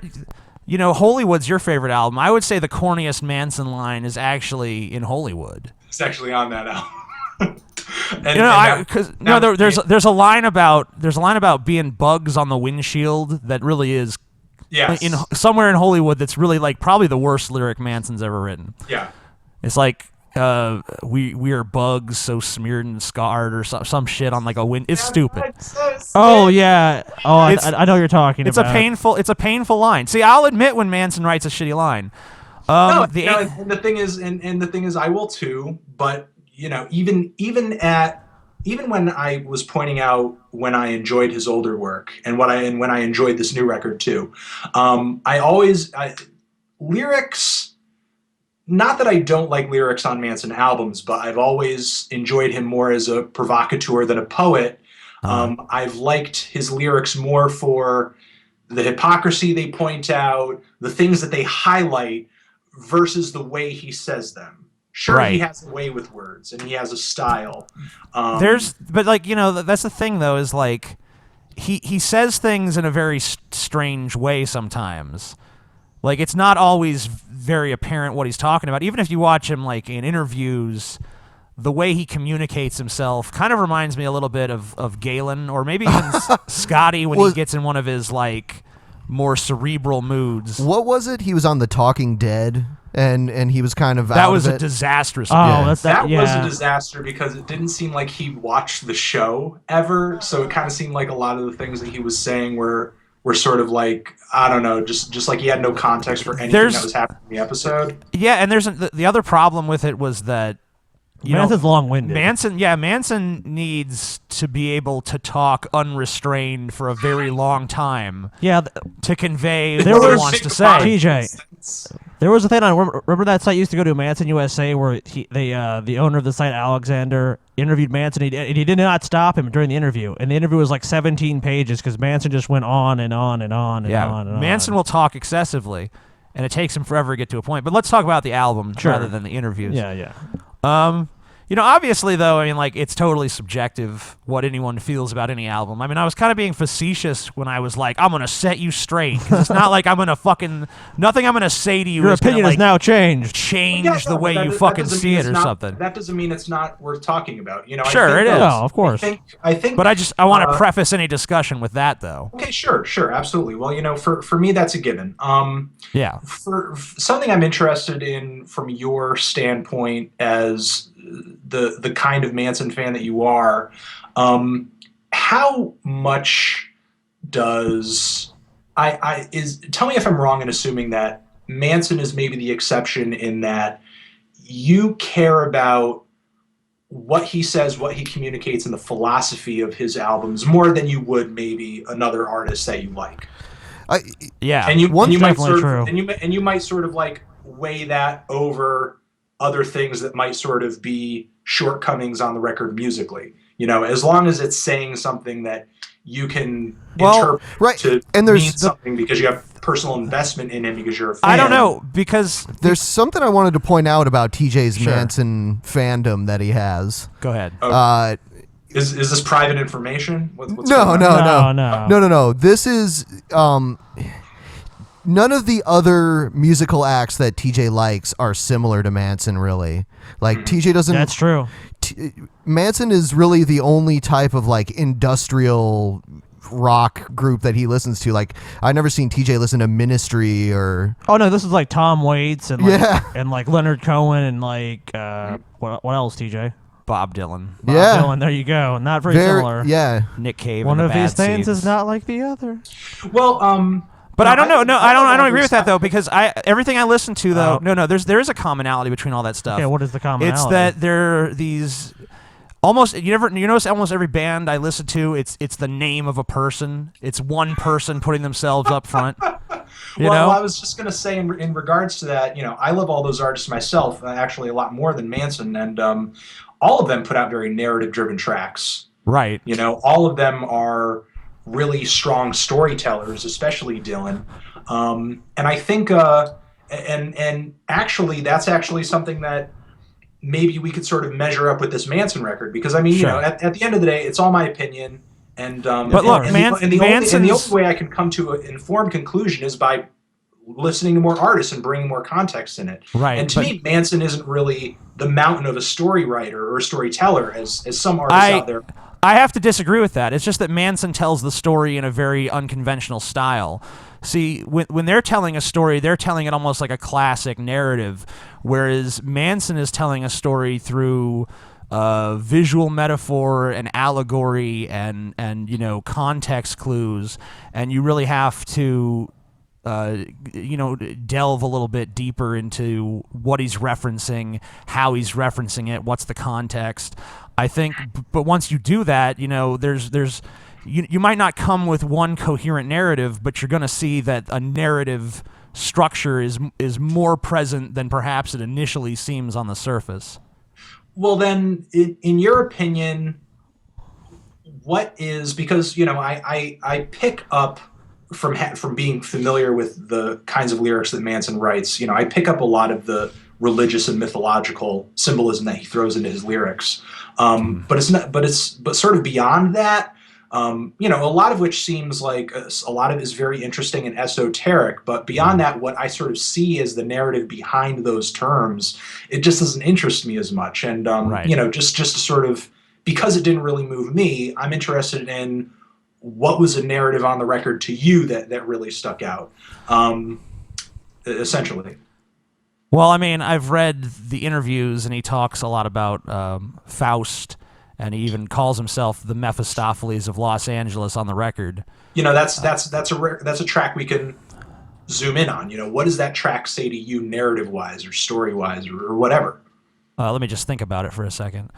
I mean, he's basically saying, in a way, I think he's actually saying something that you would agree with, and I may be mistaken on this because there's always different ways to interpret a song, but I think that he's kind of actually I don't know if he said in an interview basically that he felt this album was more of the spiritual successor to Hollywood. It was picking up where Hollywood left off. Mm-hmm. So it was almost like Manson was siding more with your camp and kind of, to some extent at least, disavowing the stuff that came between Hollywood and this most recent album, The Pale Emperor. And I think that song was a lot about him feeling like, he owed the devil. He made this deal with the devil to be famous. Not the literal devil, but an allegorical devil. Yeah, he's talking about the devil always walking under his feet on that track, I believe. That was a different track, but... Oh, was that a different track? That actually is called I think it was called The Devil Beneath My Feet. Oh, yeah, you're right. Absolutely right, you're right. But and that one almost sounds more like... That one kind of sounds like a 60s track to me, almost. Like a little bit. I almost get like a Beatles vibe, but I know that Manson is a big Beatles fan, so it doesn't really surprise me. But no, I mean, I think that song is about him paying that debt and basically assuming, this is I'm gonna assume this new place. I'm gonna pay this debt to the devil, and he's paying the debt by creating the album itself. I think with Manson, I think it's really important to take. Manson is one of those artists where it's kind of hard not to take context into account. There are some artists out there where I like to try to take as much of that out as possible, and it's easy because maybe they're more underground and they're not really in the public eye in a big way, and it's easy not to think of anything else other than the music. But Manson, it's really important to him. It's something he addresses in his music specifically, especially when it comes to personal stuff on his latest records. Do you think the fact that he's kind of found a bit of a second wind in acting, has influenced this record at all, or has impacted it in any significant way, or impacted in a significant way the kinds of things he would say? I don't know if it's affected the way he's approached it, but I know that by doing that guest appearance on Californication, that's how he met Tyler Bates, who he pretty much wrote the entire album with. And Tyler Bates said that the way he would score a movie scene for a character, he was kind of scoring Manson's personality, and then Manson was adding the lyrics and stuff to it. So it was sort of a different approach, I think, than he had on any previous album, really. Yeah, and I think also the label changes influenced that as well. I mean, I know you have your really strong feelings on Born Villain, but personally, when it comes to the sound of that record, I think it's one of his weakest. He tried to go for that hard, heavy industrial rock sound, but it just didn't have that punch of the previous records. And I think maybe to kind of reel it back and do something more acoustic and just something that just sounds like you're listening to just live rock instrumentation just made more sense. Yeah, I don't know about I agree the production values on Born Villain are a little strange, but I do like the music. I like the structure of the album. I like a lot of songs on it. I feel like maybe it could have used a little bit more time in the oven, but I think I enjoy it and connect with it on an emotional level. Mm-hmm. Yeah, personally, again, I think I'm just having a really hard time being interested in what, Manson sort of has to say for himself on a personal level. While I do feel like there were just a lot of really emotional performances on the record, there wasn't anything to me that he said lyrically that instantaneously just made me sympathize or empathize or whatever.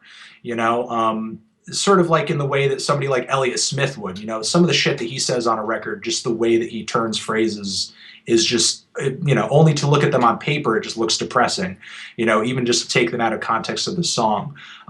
Whereas with Manson, I mean, I don't know, you know, I think he knows his philosophy. I think he knows his history.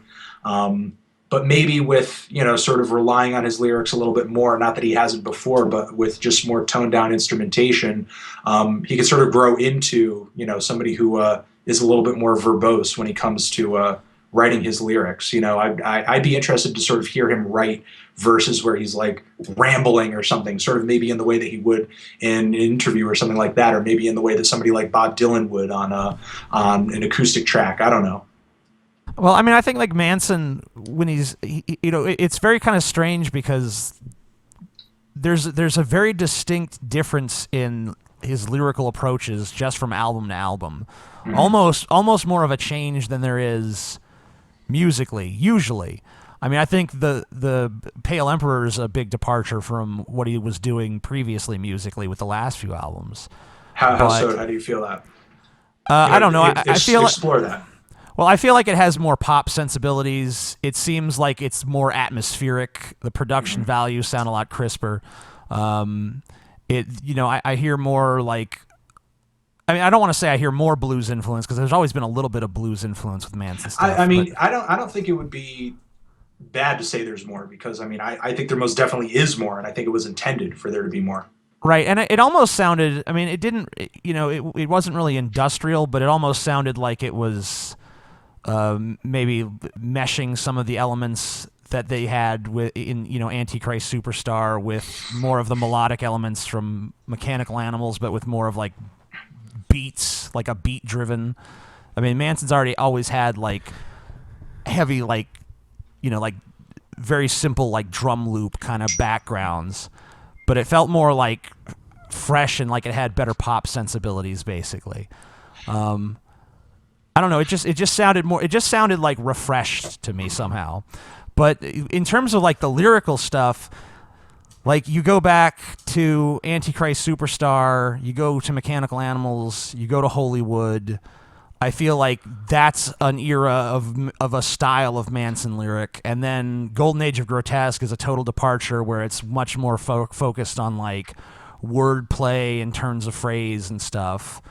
And then in like Eat Me, Drink Me, and High End of Low, and The Born Villain, it's almost going to like a more personal, reflective place. And then in Pale Emperor, I feel like it's almost gone to a more visceral, like immediate.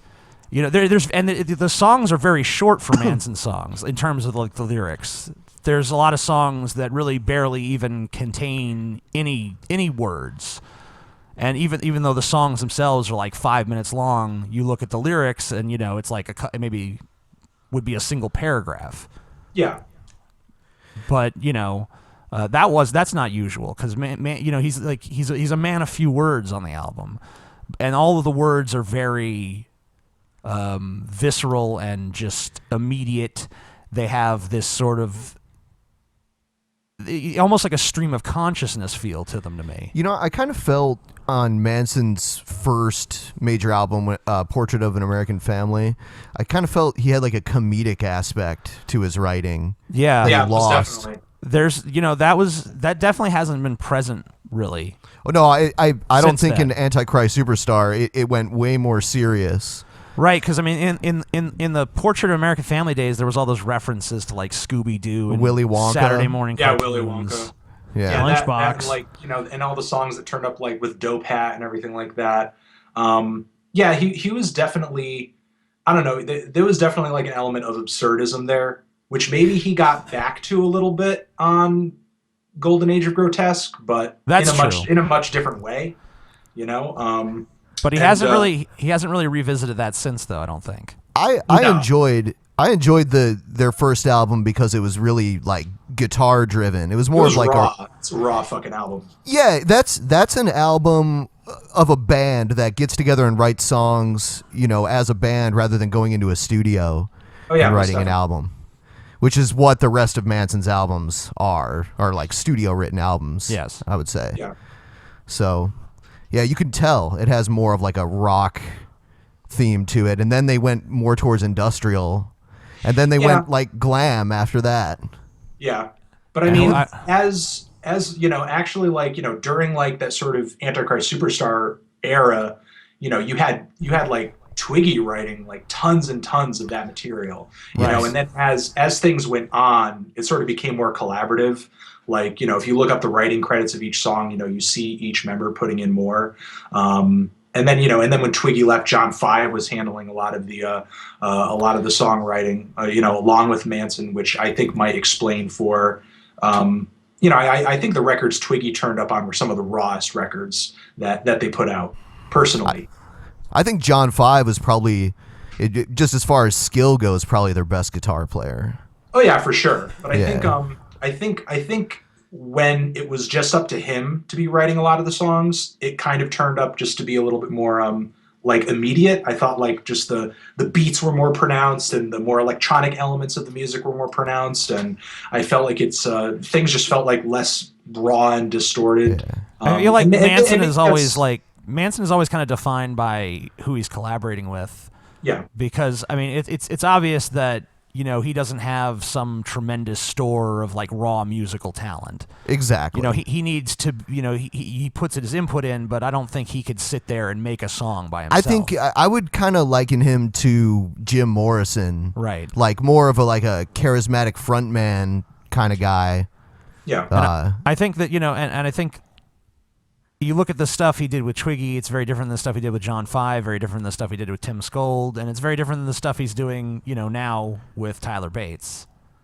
There's just who he collaborates with, definitely it has a more profound impact on his music than it might for someone else. Yeah, most definitely. But I mean, I think though who he's collaborating with has always changed sort of the sound of the records that he's making and maybe the trajectory of those records. I think his vocal style has always been a continuous thread that's run through each album. And even though, you as somebody who's read into these records really deeply might see different lyrical approaches on each album, Manson still does have his own definitive style that you could pick up on each record. It's not like he does. I even feel like, with the exception of probably "Eat Me, Drink Me," I can even tell a Manson song just from the musical sound of it, regardless of who's doing it, because there's always like a certain like swaggering, kinetic, like ambient energy going on where you could just tell it has like a signature sound of a Manson song. I remember. Oh, for sure. But I mean, "Eat Me, Drink Me," when he was doing the Tim Skold thing, those songs, musically, they don't sound like Manson songs to me, and I think they actually suffer from that. I remember listening to Manson years ago and hearing elements of Smashing Pumpkins, and then later on I found out that he was hanging out with Billy Corgan, and I was like, what the fuck? What, like, actually the riff on President Dead, a lot of people liken that riff to something Radiohead would do on the Bends. Huh. Which I don't think is that far-fetched of a comparison. I think Manson's probably stolen most liberally from David Bowie, though. Of course. Oh yeah, for sure. I mean, Mechanical Animals is just, but even just aesthetically. Even just beyond that, like, I mean, some of the riffs are just almost directly pulled from Bowie songs. Like, he's stolen from him musically. He's stolen a lot of from the imagery as well. Imagery-wise. Like the stuff in Berlin. I mean, if you can go back and look, see, there's a David Bowie album. Stolen certain aspects of Ziggy his Stardust career. and the Spiders from Mars, and then Omega and the Mechanical Animals. Right, I'm trying to think. There's some music writer or even musician themselves that said at some point that, good musicians write and great ones steal or something, or just great artists steal. Which that's is a Pablo Picasso quote. You have to steal. Which is most definitely the case. One of my favorite albums of the past 5 years. It's this LCD Sound System album called "This Is Happening," and I think just maybe around a month after that album coming out, there was like this really angry blog post somewhere that I found on the internet where this person had taken each track and found somewhere in the previous 3-4 decades of indie rock, post-punk, synth pop, whatever, like 2 or 3 songs for each track where this drum beat sounds exactly like this drum beat, this guitar line sounds exactly like this guitar line, this part sounds exactly like this part. And, you know, I give it to the person, you know, for finding all of it, you know, because it was dead on, you know, and the guy who fronts the band, James Murphy, being the record geek that I know he is, he probably owns all those records, you know, and he's done interviews and said, when I go into the studio, I bring a dozen records, and I'm like, how can I do this? You know, like, how can I make this into my song and like make it its own different thing? And even though like he's, you know, he's very obviously stealing, I still like the music, you know. I still like what he's doing. I believe in the power of theft. I do. I think, you know, you got to take from multiple sources. I mean, even people, like, you can't really create anything without stealing. Like, you know, it's why no matter what anyone creates, you can always trace every element back to something else. Oh, well, this is like this, and this is like that. The chat room is angry at us for talking too much about Manson. They're saying fuck the plebs. They're like fuck Manson and like we're just generally we're tired music right now anyway. So we're bored. We're bored. Shut up, serfs. They're angry at us. That's you know, that's why rock music during the 60s and the 70s was so exciting, because it was pulling so much from blues music and so directly from it too. Also, and there was no internet to be like, this sucks. Yeah, most definitely. so true. There was that, and then, you know, and that's why current day, you know, one of my favorite genres is hip hop. It's a genre that's constantly recontextualizing things, sampling things, and creating new things off of the old. And I think, you know, through the internet, even though it does have its downsides, and, you know, you hear immediately everybody's opinion on everything, it's allowed a lot of new musical ideas to flourish, and it's brought together this whole new culture of like sampling. You know, there's some insane fucking sample-based music out there that is some of the craziest shit I've ever heard.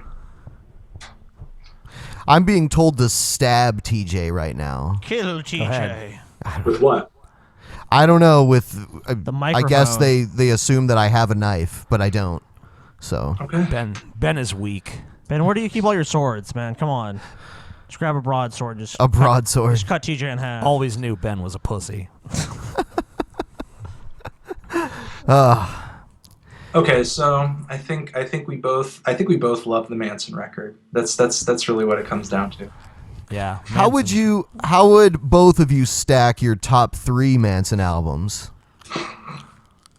I'd have to say my top 3 Manson albums would be Hollywood, Antichrist Superstar, and Portrait of an American Family. You know, I mean, obviously, I have a hard-on for the Pale Emperor right now because it just came out. So I don't know. That would be my number one right now. Yeah, for sure but, you do. Like, I've heard you playing that fucking album. Tentative top 3.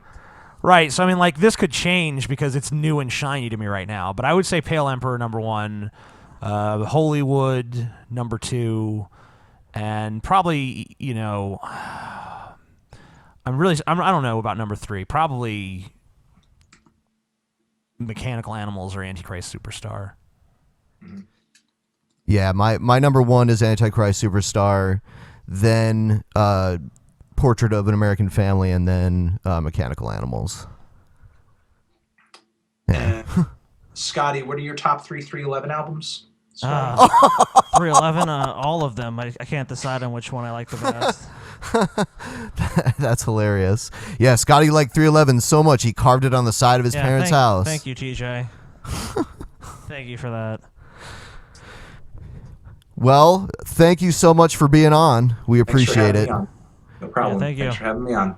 Maybe we'll talk music again sometime. Yeah. Fuck yeah. Sounds good. Have a good night. I'll see you later. Later. We love you. All right. We love you, Anthony. So we're done now. Are you happy now, you whiny little bitches? Now the plebs get what they want. Fuck Manson. Let's talk about Manson for the rest of the show. No, I'm not going to do that. I'm going to do it. You're fired, TJ. You garbage. What would Manson think? What would Manson do? Let's play a video, I guess. Okay. Or not. We don't have to. It's your call, Ben. Yeah, we'll play this. Why would anybody want Yeah. a girl around? I mean, all they do is talk a lot, and it doesn't even make any sense. They're not good at chess. They're not good at video games. All they do is talk a lot and show their gorgeous little body, and then they pretend like it's God's gifts to the earth. Okay, so we can already see where all this anger is coming from. I don't understand. Just showing their gorgeous little body. So sexy and tight. Why they won't even want a bitch around? All they do is talk. All they do- why am I so lonely? Oh, God, I hate myself. God, Give me another burr. Gorgeous little body. All they can do is show their gorgeous, perfect little Make body. sure they wear as little clothes as possible. You can't touch it or have it. Yeah. Well, who Oh, cares? wow. To hell with them. Hell with I just But bite her off. party of one. Man, I tell you what, fuck them bitches. The only thing they're good for is sex. A cat is good to hug and love forever. What? You're stupid enough to want to marry a stupid woman of any kind? What? Of this place? A human woman, man? Are you out of your mind? This guy's All gotta they be do a is troll. make you horny and then they leave and that's it. That's all they've ever been. Oh, no, good he's for. No. That's called a stripper. A Yeah. stripper makes you horny and I then think we know most of leaves. his relationships have been. Yeah. Have been like strippers he's met at shady strip clubs and like, all they wanted was my money. Yeah, and then they leave. Like they go home. The real I think the ironic thing with this video, it kind of harkens back to the Beast video. You know, it's like the Beast. This is the Beast in just 20 years after he gets over. He's saying like girls just need to lower their standards, but in 20 years it'd be like fuck bitches, man. Who would even want that shit? I had a girlfriend for 5 minutes once. It was no good. All they good for is to make you horny and then they suck and they ain't I'll do the can't line. even play no chess. He'll do the line. His girlfriend lives in another town. If his friends ask, "Oh, she lives in a city far away from here." Go ahead and marry a dog or a cat, but don't marry a human woman. They smell bad, everything. Yeah. They expect you to be God's gift to them. And never give anything to you, do they? No, you gotta go out with them 100 times, you never get to even know anything about them. Hey, serious unibrow going on here. Yeah. Do you think this guy hangs out with the Beast? I think so. Because they kind And of Brett Keane too. This guy's a little more angry than the Beast. I feel like the Beast and this guy and Brett Keane all kind of hang together. What about Ryan Wiley? And Mac on bitches. No, Ryan Wiley is like their neighbor that's uptight that like tries to spoil their fun and goes over there and like, you guys are sexist. That is a sitcom right there. We need to write a script.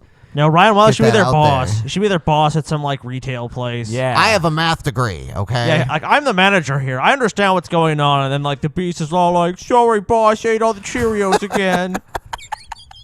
Some stupid shit. Then Brett Keane will be he'll be like the disgruntled old like employee that's been there for like 50 years. Like, God, I want to kill myself. I think Brett Keane. I could have made it. I could have been a big time rock band. Brett Keane will like open the Oreos and eat them all, and then blame it on like the Beast. Beast did it, not the stallion. The Beast. The Beast did it. It wasn't the stallion. It was the Beast. The bot.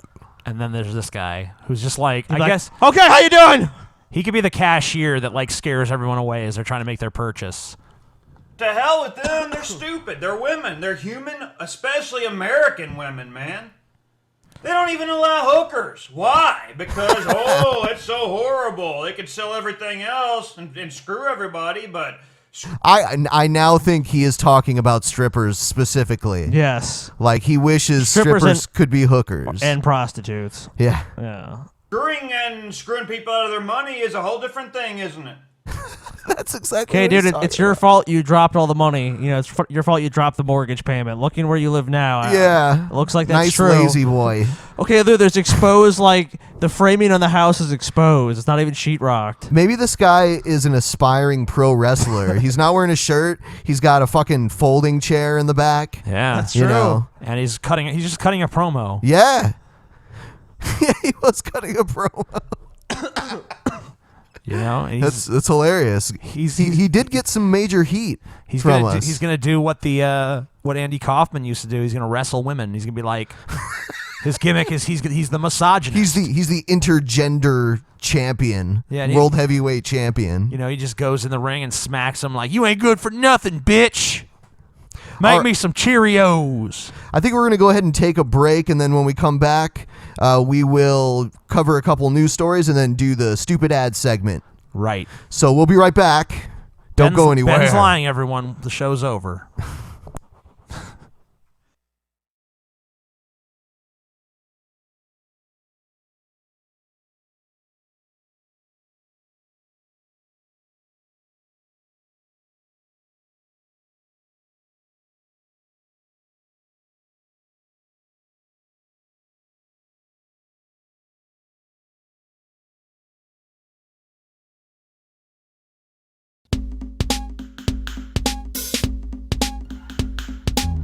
Downtown, hobo on the ground, says he got a probe. No, I got my chode, but no, that's sick. If I want a dick, I can get a dick. And I like the metal cig with the little drip drip. Without the knob on the top and all the stickiness. And I know the satisfaction of a man, don't get me wrong. Wires the eyes and baby doesn't turn me on. Like when a man tries to beat me, take off my hobo clothes and then he tries to feed me. Cracking them out, put in the mouth, sexual sound, make scream out. Then I'll be the hobo unifriends. Talk about standing in the street, getting bent over a vent. Looking forward to the probing experience. Get the move, dude, use it for the back in action. Stick it in and watch the hobo's ass contraction. Hobo, hobo, hobo, hobo, hobo. Anal, anal, anal, anal, anal, probing, probing, probing, probing, probing, probing. Hobo, anal, probing. Chillin' at home, watching the tube, sorting a boner for the killing of the hobos in the vicinity of the phone. Feeling good, looking out the window, looking down the alley for a dirty old hobo. Yeah, I like the anal probing, shoving like the dirty dozen. Says the ladies in the dress, baby's mama said it's cause make me feel like a hobo. Tie me down for anal probing, crossing over with blood running out my ass. Think it's funny, take a look, you fucking bust you in the nuts like you're my lover. Fucking dirty hobo dick, it's saucy like the sucker drip. Think twice about your trip, the hobo probing confidence, building up the mean or something lonely, but you're fucking hobo, hobo, hobo, hobo, hobo, anal, anal, anal, anal, anal, probing, probing, probing, probing, probing, hobo, anal, probing. Fuck that, I ain't no tool, bitch. I'm a hobo with two motherfucking fists and feel that rim shot, big cock in your mouth, fuck, thinking master the anal probe. Greasy, greasy, greasy, greasy, grease it up. Stick it, stick it, stick it, stick it in. Slide it up and down, slide it up and down. Slide it all around. Greasy, greasy, greasy, greasy, grease it up. Stick it, stick it, stick it, stick it in. Slide it up and down, slide it up and down. Slide it all around. Greasy, greasy, greasy, greasy, grease it up. Stick it, stick it, stick it, stick it in. Slide it up and down, slide it up and down. Slide it all around. Greasy, greasy, greasy, greasy, grease it up. Stick it, stick it, stick it, stick it in. Slide it up and down, slide it up and down. Slide it all around. Greasy, greasy, greasy, greasy, grease it up. Stick it, stick it, stick it, stick it in. Slide it up and down, slide it up and down. Slide it all around. Hobo, hobo, hobo, hobo, hobo. Anal, anal, anal, anal, anal. Probing, probing, probing, probing, probing, probing. Hobo, anal, probing.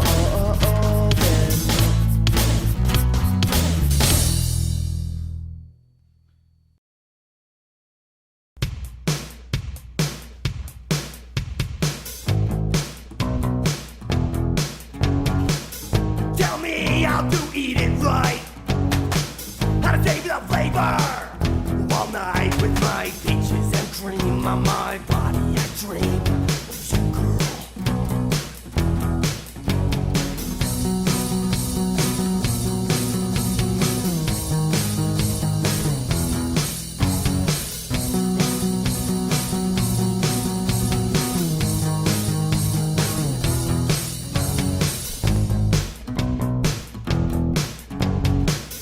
Tell me how to treat it right. I lick your pussy all night, and I am policing dreams with my face in your cream, with details to come.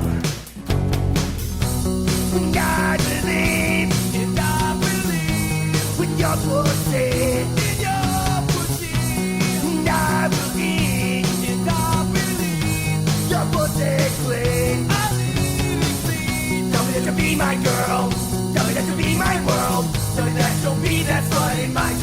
I want you to be. Tell me that you suck my dick. Tell me that you lick, lick, lick. Tell me that you'll rock my cock like a whore and never stop. Never stop. Never stop.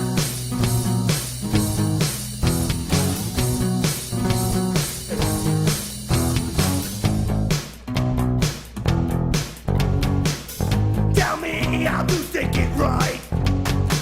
How to poke you in the pokey and feel tight. With my dick clean from your mouth servicing. Let's go, girl. And I believe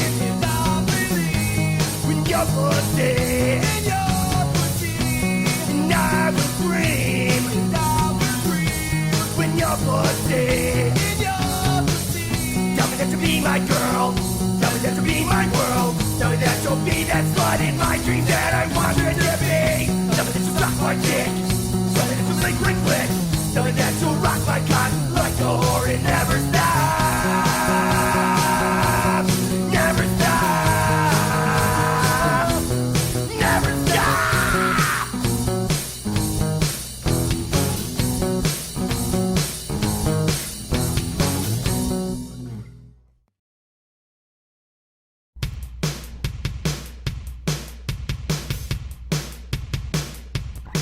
You know I'll wait for you to break your dawn. You know I'll wait by your window till the moon is undone. You know I'll wait by your back door till the screaming till you come outside and see me while kids are making playing in the sun. Well, I got my rights, I pay my bills, I got my know-how. When I never like to get my hands dirty, I got it all figured out. When I never play out the game with a chick, got to a change that bring me neither rich fucking no fame. Because I just want me a motherfucker, yeah. Thinking I just want me a motherfucker, yeah. Going to parties all night. The gates of bar room fight. Thinking I just want me a motherfucker, yeah. Thinking I just want me a motherfucker, yeah.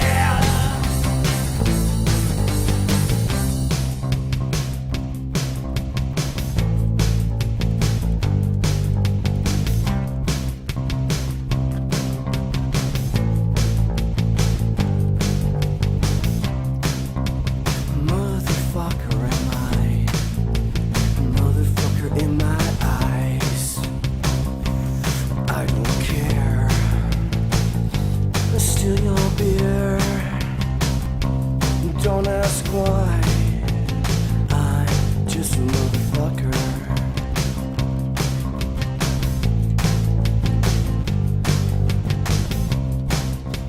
Motherfucker am I. Motherfucker in my eyes. I don't care. Wanna be a mother? I just wanna be a motherfucker. I just wanna be a motherfucker. I just wanna be a motherfucker. I just wanna be a motherfucker, motherfucker, motherfucker, motherfucker, motherfucker. I just wanna be a motherfucker, motherfucker, motherfucker.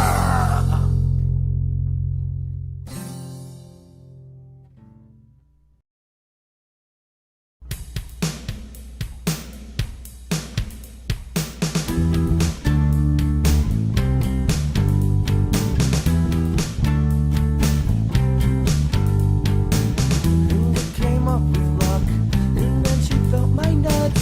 She said she was as hard as me, and then I was confused with that comment. I reached and grabbed her tits. She said, "Do me, baby, oh baby, do me, baby, oh." Then she said, "Let me tie you to the bed." And I agreed happily. I was getting a piece, and when she was done, she pulled out her penis. When I started to scream, but she seen at me.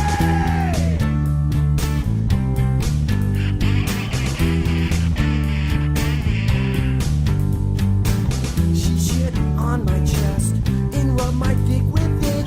She said, "Bitch,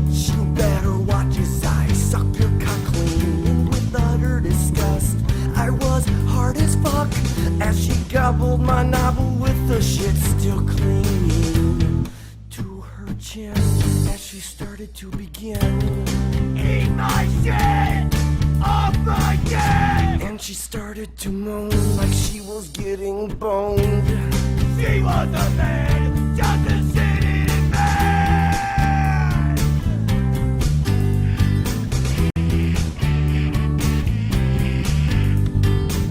I thought she could help me set some of my demons free until she made my ass bleed all night long. So I pissed on her face just to mark my place, and she giggled and laughed like she was all horny.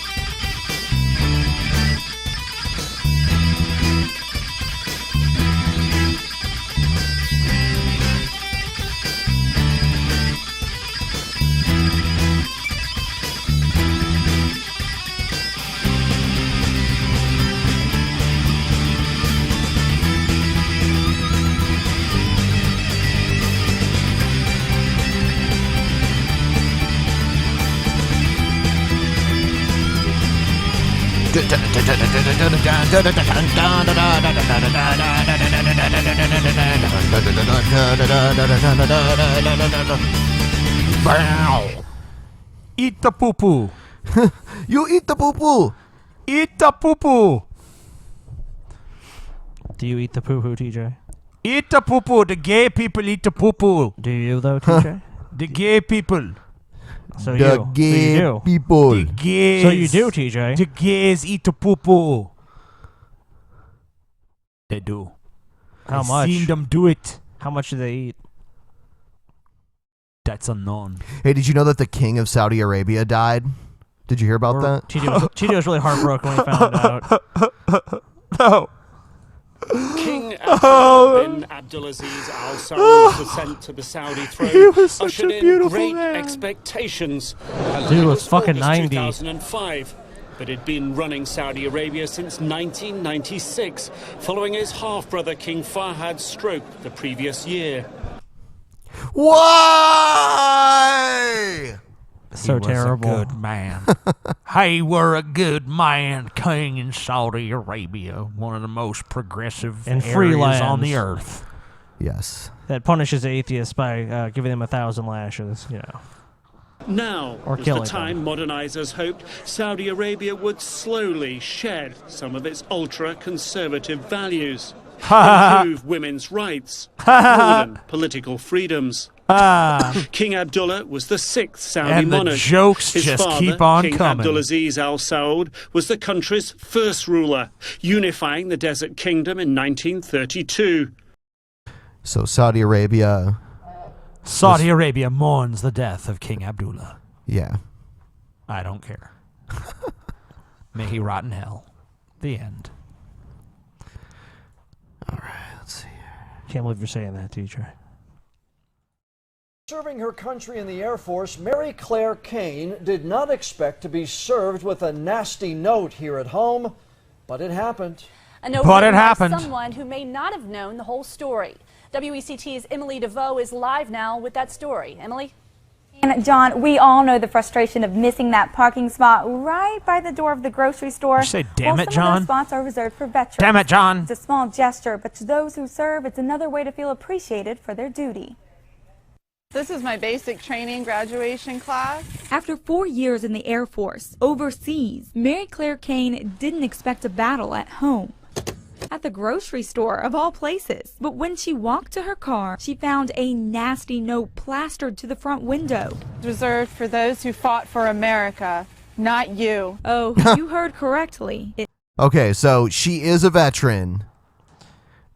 And she parked in the veteran complimentary spot.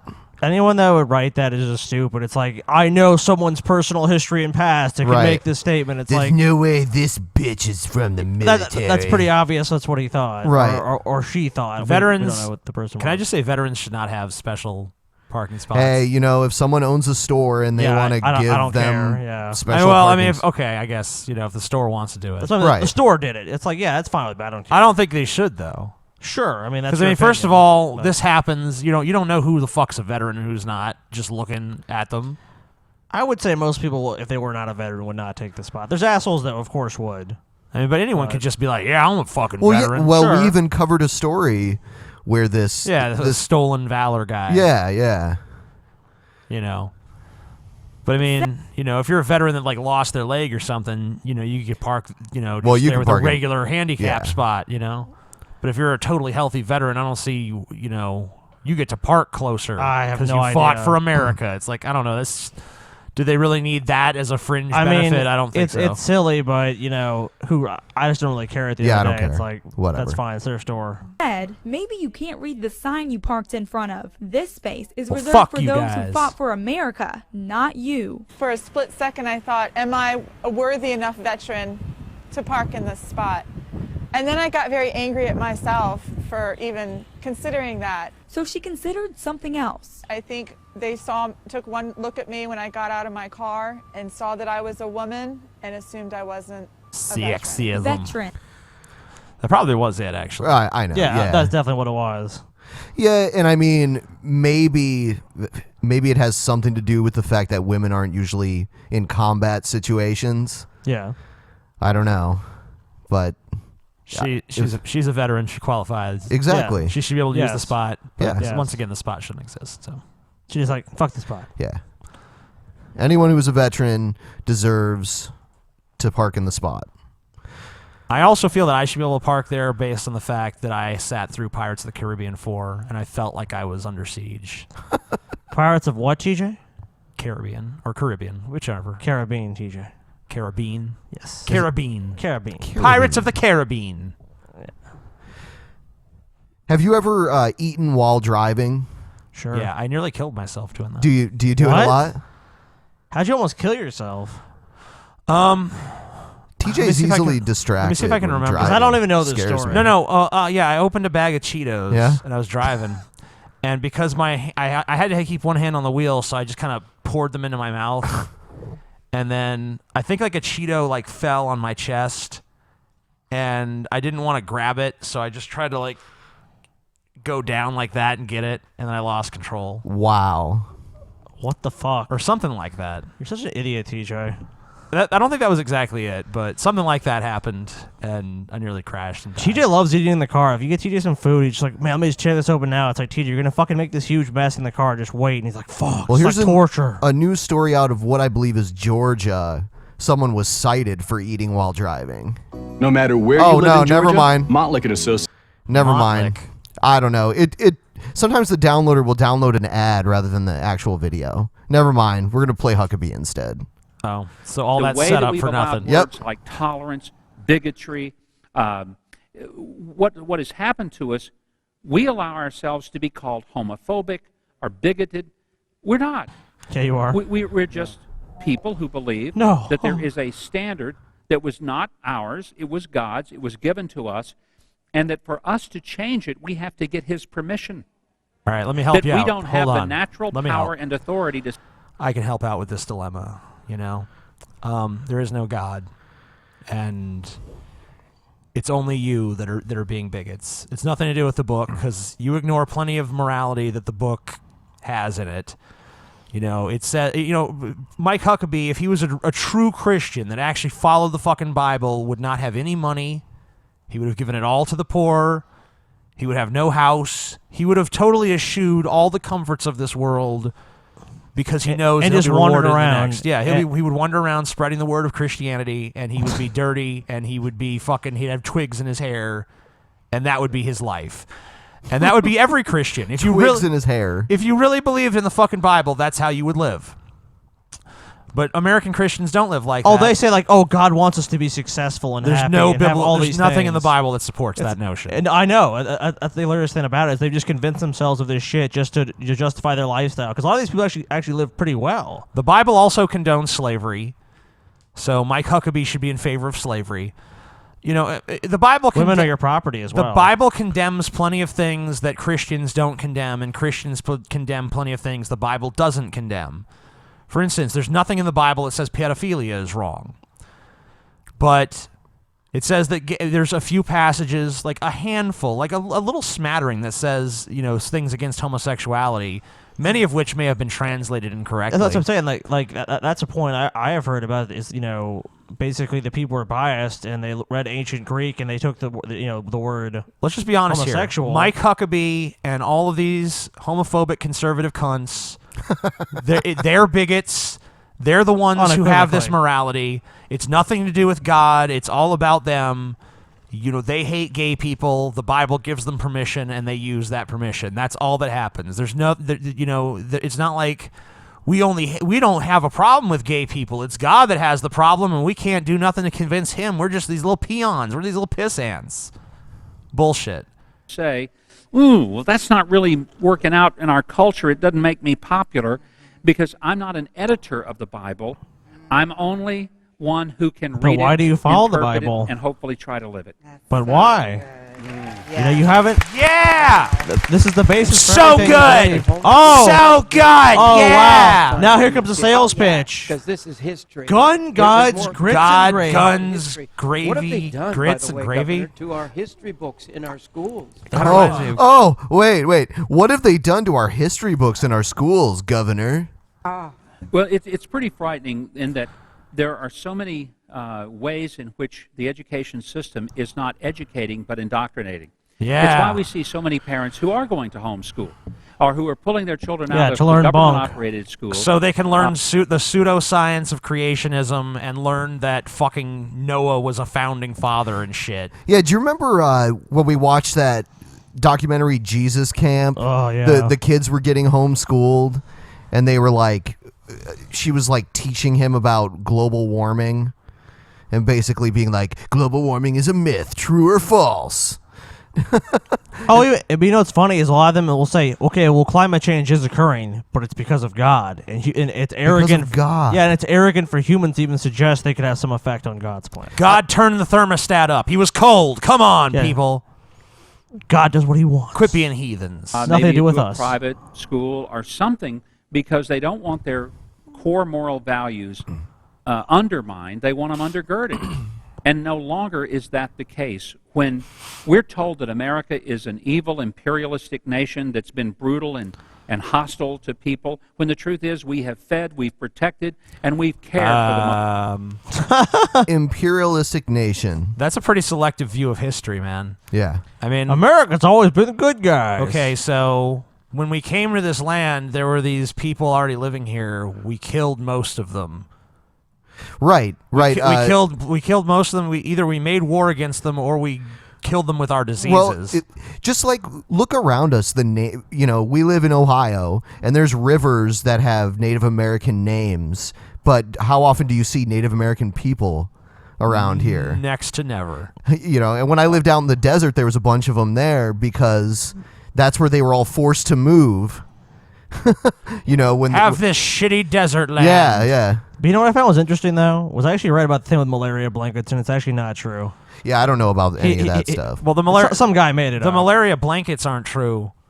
Relocation, but a was very true. bunch of Indians did die from Oh, sure. white They diseases. did- It wasn't like intentional germ But warfare. that happens in any animal that moves into another territory. They can spread disease. Right. It's one of the theories why the dinosaurs died out. Well, they wouldn't have had any type of resistance to a new disease like the flu or something like that. Oh, of course not. Yeah. So they died. I got a little bit more of Huckabee here. Fuck a Huckabee. So I am looking at it again, and it's not just because I have some nutty ambition to say, wouldn't I like to be president? But I really That'd be think, terrible. James, our country is in real trouble, and Yes, a lot it of is. it is because... Yes, it is. I actually agree with him on that, but I think we have totally different reasons why we... What are your reasons, Scotty? Why is the country in trouble? He lost out to McCain. He was second to McCain. Because we have a bunch of people that believe this Republican bullshit that, trickle down economics, don't regulate anything, don't protect the environment. Don't protect the environment, don't protect the people, just protect corporations. Yeah, don't give the workers. The funniest thing is at-will employment in the United States. Oh yeah, you're a slave to this company, but if at any moment they decide, oh, we don't want you anymore, just leave for any reason. Yeah, for literally any reason, except for your race or your religion. Yeah. Yep. But they can or always your disability. All they have to do is lie about the reason. Exactly. Of course they do that. Dude, there's so many times people get diseases like, oh, I have cancer, and their employer, the first thing they do is they fire them. I've heard about in the UK, everyone has a contract of employment with their employer. But the Republicans here will say, well, our economy is stronger and better than theirs. So well, that's why they also want, right to work. At-will employment isn't enough. They want right to work in every state. So wonderful people. Yeah. The job creators. Yeah, job creators. We'd like to create lots of jobs in China. Hey, that's true. We've just divorced ourselves from common sense. We've divorced ourselves from an understanding that we cannot survive as a republic if we do not become, once again, a God-centered nation that understands that our laws do not come from man, they come from God. That would undermine it's the natural law our of God. republic. Okay, And hold they on, really hold on, understood hold that on. and believed Okay. it. Now, I'm not... On the on the entranceway to the Supreme Court, it says we're a country of laws, not of men. Exactly. And those laws don't come Those from God. activist Supreme Court judges. You know the one thing I like that he said though? He said our republic, because he's really being more accurate, because people say this is democracy, Yeah. and it's like it's not democracy. It's a representative. It's called a representative democracy, but it's basically like a republic. It's so similar in so many ways, but I mean, technically, I would say it's not. But I mean, it's Well, we so don't get close to it. we don't get to vote on every single law. We elect the people who end Yeah. up creating the laws. Is how it works. Yeah, of course. So This lunatic could be your president, everybody. could you imagine if No every thanks. single law was just like a popular vote? I like Huckabee's just like, we need to get back to the common sense approach of making everything God-centered. It's like, that doesn't strike me as a common sense approach. That strikes me as a lunatic approach. Exactly. We need to make saying that a everything person more should run and Dr. say, "Let's have a Seuss-centered. theocracy," because I don't think we should. Ridiculous. No, it's that's not what even our we have founders a want. theocracy right now. It's a secular That's theocracy. it. What? Hold the fucking press. I can't What? believe this bullshit. We have a secular theocracy? That doesn't. That's like an oxymoron. It's a total oxymoron. That doesn't make any fucking sense. Those two things mean opposite things. They don't. What? Huh? Who? Oh my God. A secular theocracy. You heterosexual queer. That guy's such a faggot. Always want to have sex with women. Yeah. What's wrong with him? Tolerant Nazis. Yeah, tolerant Nazis. No, it should be racially diverse Nazis. Even antagonistic toward Christian faith. And that's what we need to understand. Black, Our white basic supremacist. fundamental rights are being robbed from us, taken from No, us they're not. piece by piece. And you would like for whoever runs and whoever is our president to keep God in the center of their focal point. You agree with that? Absolutely, I do. And what? What a softball question. You just want God to be the center of everything. I agree. Of course I agree. Yeah. No, like he's just say no. Actually, I want it to be critical and rational observation and science. No, of course he's not going to fucking say that. Right. Whether it's me or someone else, and I do ask people to pray, because for me, James, this is not just a political or financial decision. It is a spiritual decision. Dear God. The only thing worse Please than not make being Mike elected Huckabee go president away. would be to be elected president without God's blessing. I can't think of a worse place in the world to be than in the Oval How does Office God give without you your God's hand upon blessing? you. What? I'd rather. How does God give you his fucking blessing? Well, I would say if there was a God and God makes everything happen, God already has a plan. Exactly. Then he's already blessed them. Right. He's blessed them with winning. But then, But if God already chose the winner, then the election is meaningless anyways. there's no free will at that point, exactly. too. So none of this makes We're it- just puppets. We're God's action figures, He's got He's like, yeah, I love yeah, this you'll idea. be president now. Like the underlying assumption here is like, oh, when George Bush was president, God was sitting there patting him on the back. Right. But now that it's Obama, God's like kind of standing in the corner, pouting, arms crossed, checking the time. Like, fuck. 8 years up yet? 8 years over yet? Can't wait. I don't approve of this guy, America. Get Don't Mike approve- Huckabee in there. Don't approve of this darky. Get a Not white that guy near the back in place. there. Mike Huckabee, But if that's hand of God, a purpose, then right so on his be it, shoulder. and that's my prayer. Giving him a massage, very sensually. And that's my prayer. Hopefully I win. That's my prayer, guys. I pray I win an election and I become president and I make everything about God. Do you want to do one more story and then we'll do the ads? Sure.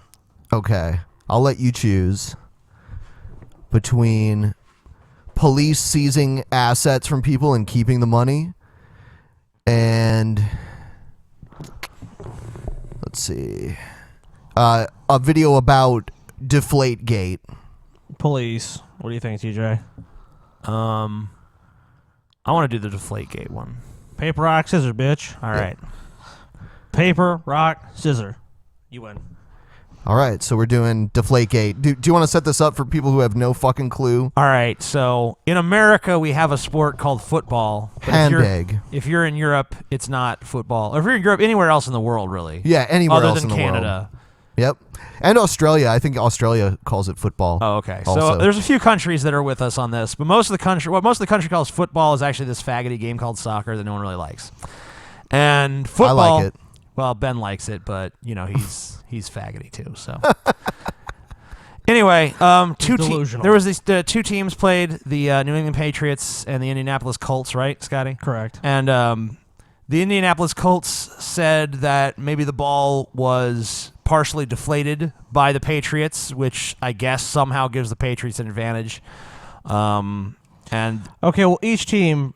Yes, I go ahead, actually Scotty. read about this. Each team provides 12 balls to the official, right, for offense, and they're claiming that when one of the guys intercepted a pass or something from the quarterback, that the ball felt weird, and they examined them and found they were underinflated as per NFL regulations, because they have regulations about literally everything with football. Mm-hmm. And so the big scandal is that, did the Patriots cheat again? Because they did cheat before by memorizing hand signals of other teams. Yeah, they filmed the hand signals in 2007. Yeah, doing of the basically Jets. espionage on other teams. Was that the year that they went undefeated up to the Super Bowl and then lost the Super Bowl? It might have been. I think it was actually a year they did win the Super Bowl, but I could be mistaken. I don't know. Because at any rate, play the video. Okay.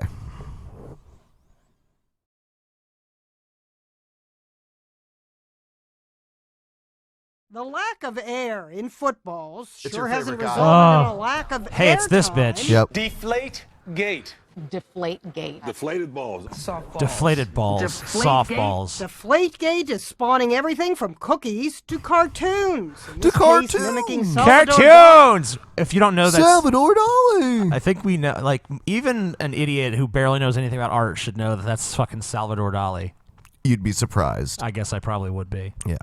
Dali's famous soft timepieces. The NFL's reported finding that 11 of 12 Patriots footballs were underinflated just inflated the controversy. 11 out of 12, they should say you're not the winners. The other guys get to go to the Super Bowl. No. Whoa. Rosie O'Donnell, No. the football All right. expert. Yeah, So hold on here. Look, even the people. Look, she obviously didn't know what the fuck she's talking about. Right. Because even the people who made this accusation initially were like, look, there's no way the Patriots won the game because of this. I mean, they were totally dominant. If it was a close game, maybe someone could be making that argument if you could actually conclusively prove that they intentionally deflated the balls. Balls, Ben. The balls. Balls. They deflated TJ's balls. But they can't. First of all, they can't prove it, and second of all, they would have won that game regardless. They were totally dominant over the Colts. So to say that the difference was some balls that were inflated slightly under regulation is preposterous. This is pretty much the definition of much ado about nothing. It is. Tom Brady deflated my balls. Really, he inflated mine. Some pass judgment in With semen. tweets, Cheaties, breakfast of chumps, Oh, and who cares? this is what the Patriots are playing for, a deflated Super Bowl trophy. Ooh. Deflategate was a... Yeah. I hope the Patriots win now just because of this shit. I would have gone for Seattle normally, but I think now I'm going to go for the Patriots. And I hope they cheat their asses off and it doesn't come out until like 10 years later. Let's see what Biden has to say about it. Haven't been a receiver. I like a soft ball. That's all I can tell you. Ooh. Haven't been a receiver. I like soft balls. Soft balls. I know, that sounds so fucked up. He looks like fucking the Frankenstein monster. What were you receiving? Square ass head. Yeah, but he's a smiling Frankenstein monster. Just paint him green. Put some bolts in his neck. Women succumb to attacks Call of him the giggles. Gaffenstein. Patriots response about their balls. Soft balls. First, a couple of companies. Balls. Krispy Kreme noted, ours are fully filled. Now notice what I'm not holding. And I mention this only because I feel like I'm one of the only ones not holding one today. She's not holding her balls. No. She's one of the few. One of the few people not holding their balls today. They're saggy, deflated balls. Or even two. This is a less inflated one. Yeah. Nipple. Yeah, a little bit. Look at that. And this you can see. I have very small hands. Oh my God! Oh my God! Not Duh. Mr. Whipple. Mr. Whipple, please don't squeeze the Charmin. Has a Yeah. Old commercials are ridiculous. Mr. Whipple, please don't say the Charmin is wrong. squishy object He's like, been subjected to so I was just much pretending I was fondling, molesting if the only baby on the front. Patriots had listened to the Little Rascals. Here, see if you can do this right. Quarterback Tom Brady Oh, will be God. trying to laugh off softball questions. Would you care to weigh in on that? I think I heard it all at this point. Ginny Mo, He looks like Dexter, and he kind of sounds like him, too. CNN, New York. Okay. All right, time for some stupid ads. Who even... The Little Rascals, I mean, God. I don't know. Does anyone still watch The Little Rascals? Yeah! Whatever you're selling, I want some.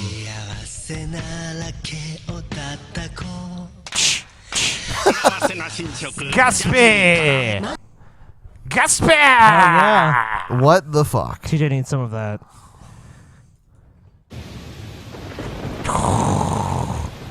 Resident Evil. 人里離れたこの研究所研究所で新しいヒーローが誕生する Yeah.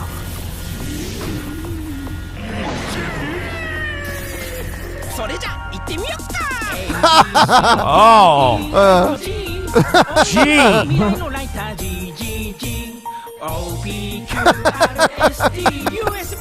Oh, it's a USB. USB lighter. It's a horrifying world. G. Sing the song, TJ. G. G. And what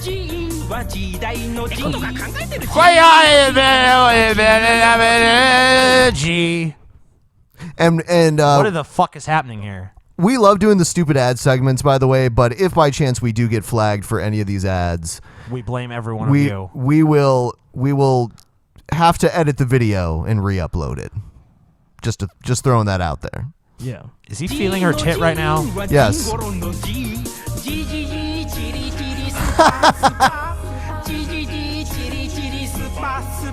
He's smoking it wrong. Oh, yeah. Yeah, baby. Give it to that laptop. Give it to it. So it's also a cigarette lighter.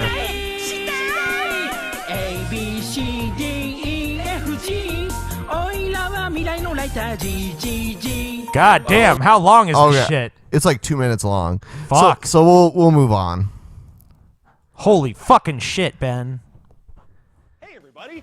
Hey. Here. If you're What's like up, me, Mark Gill? You love a great tasting meatball. I you do. Could make them the old way, but my favorite is stuffed meatballs. Check Yeah, that none of out. those deflated How'd I do it? meatballs. With Mighty Meatball, the fast, easy way to shape, stuff, and seal 4 delicious meatballs at once. Okay, It's so simple. hold on. If you're too stupid to figure out how to make a meatball without that thing, then you shouldn't even be cooking. But it makes it so easy, TJ.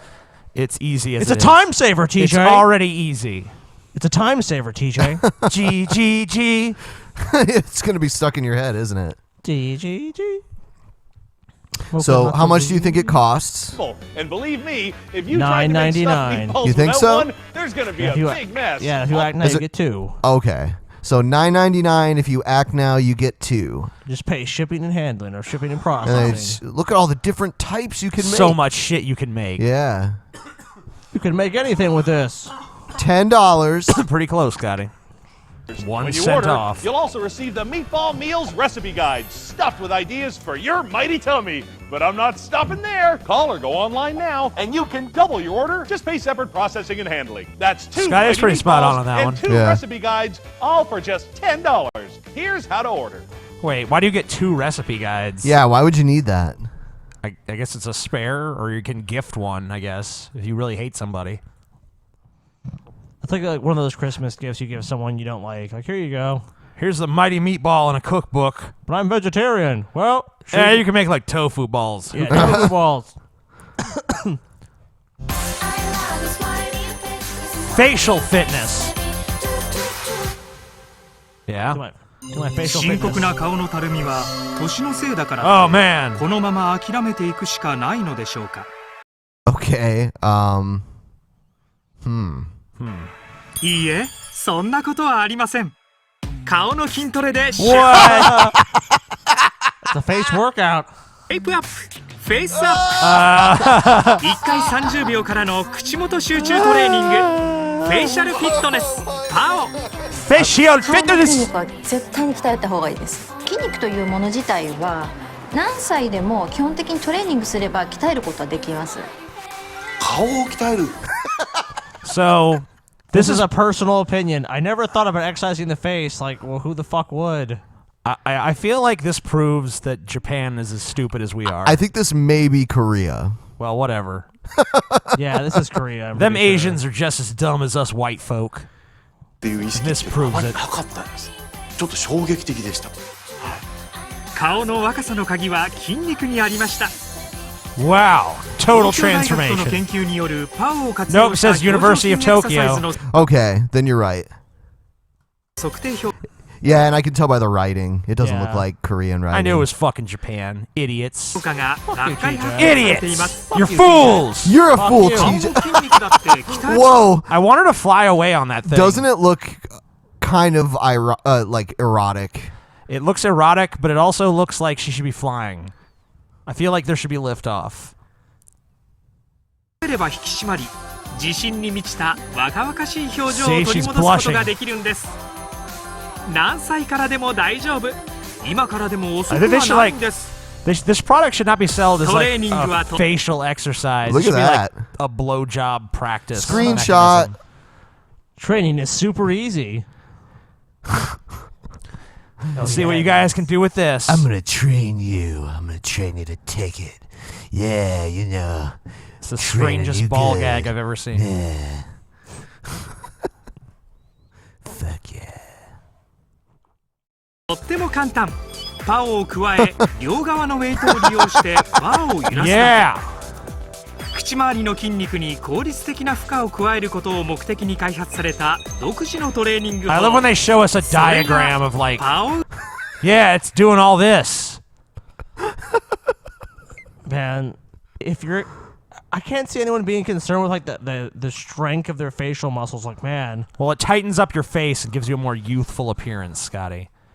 That's why you look It so prob- old, is because you don't do this. It probably doesn't, though. It does, Scotty. This commercial just said it did. Haven't you been paying attention? Didn't you see the fucking before and after picture? Did you not see the computer Yeah, simulation of the muscle groups it was working out? That's called Photoshop. Oh my God, Scotty. You're so ignorant. You're so ignorant of other cultures. All right, go ahead and buy パ one, ワー運動 TJ. は1回30秒を1日2回つまり1日たったの1分お好きな時にお好きな場所でたった30秒からの簡単トレーニング。 Yeah. I like how they say, oh, this product is so good, it's going to make you stay young. It's obviously for just really vain young people who are like, I'm getting old.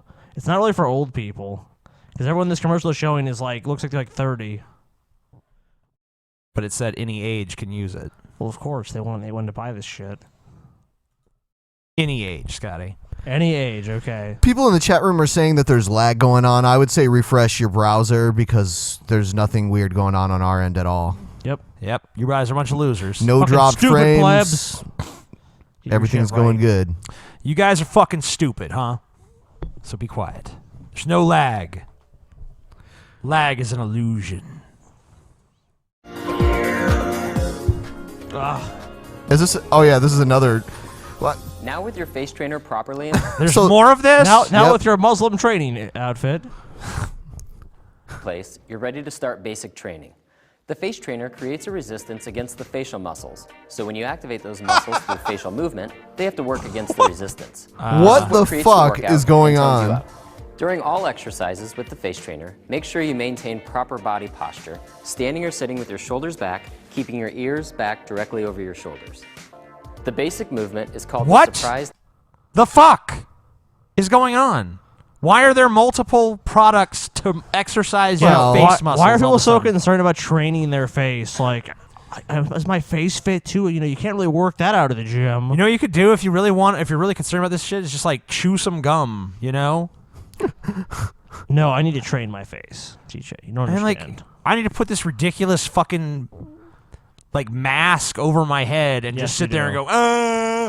go, Well, that guy wasn't making that noise, TJ. This simple two-step movement is No, the it's not building necessary, block of all buddy. face trainer exercises. Not necessary, the first step TJ. is the surprised face. To begin the movement, simply open your mouth into the largest oval shape you can make. yeah. Yeah, take your Screenshot. pick. Take your pick. I choose both. Switch it up back and forth. Yep. While raising your eyebrows Double and looking dip, up at the double same time. dip, double Make dip, sure your double lips are dip. staying in a firm oval shape and never creating lines. Yeah, look up You at can me as place I your fuck index your finger face, you in little front of your pig. mouth and It's like these people are crazy. It's like, what are you doing? It's like, shh. Shh. Don't ask questions. I won't tell anyone I sucked your cock. reach out and touch it with your lips. Yeah, Oh, touch yeah, it. touch it with your lips. So let's practice. Yeah, let's practice. TJ. I'm gonna train you. I'm help you. Hey, bitch, I'm gonna learn you how to train your face. Yeah. Keep that mouth open. Yeah, yeah. This does seem like a blowjob product, yeah. basically. It's like you buy this for Both your of wife. the last two products seem like blowjob products. Yeah, they really do. Why is this so important to look up? Look up. Oh, yeah. Why? And they're even playing porny music in the background, too. Yeah. You almost want Ron Jeremy to just walk up in there. Oh, by the way, do you remember when we did the foot hammock ad? Yeah. We got contacted by them on Twitter. I think they said they wanted to give us one and have us try it out so we can actually... Like, judge for ourselves. Yeah. All right. Hell yeah. She was like, free shit, yeah. I'll try a foot hammock. I remember even saying on the show that I thought maybe that was an okay one. So... Going back on your word, TJ. I'll try You're it. a liar. You want to move on to the next one? Sure. The next product is a product I actually jokingly suggested we have as an affiliate. Neat. Yeah.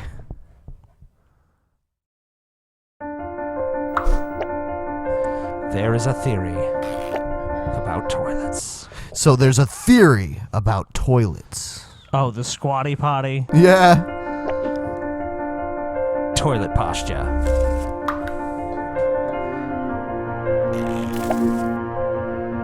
Squatting.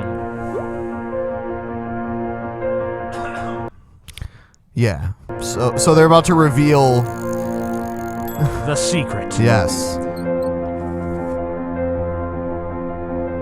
So that's how we're supposed to do take our shits. I'm too fat to do that, though. Well, I would say for the majority of human existence, that's how it was done. So I think my ancestors just shit standing, and just kind of ran while they did it. So it just.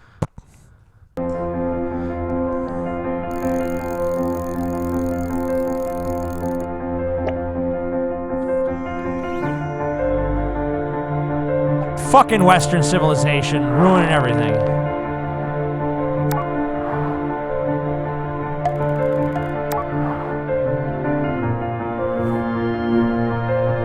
Fucking modern toilets. Causing colon cancer and appendicitis. Yeah. Colitis. Colitis, constipation, and hemorrhoids. Fuck you, toilet.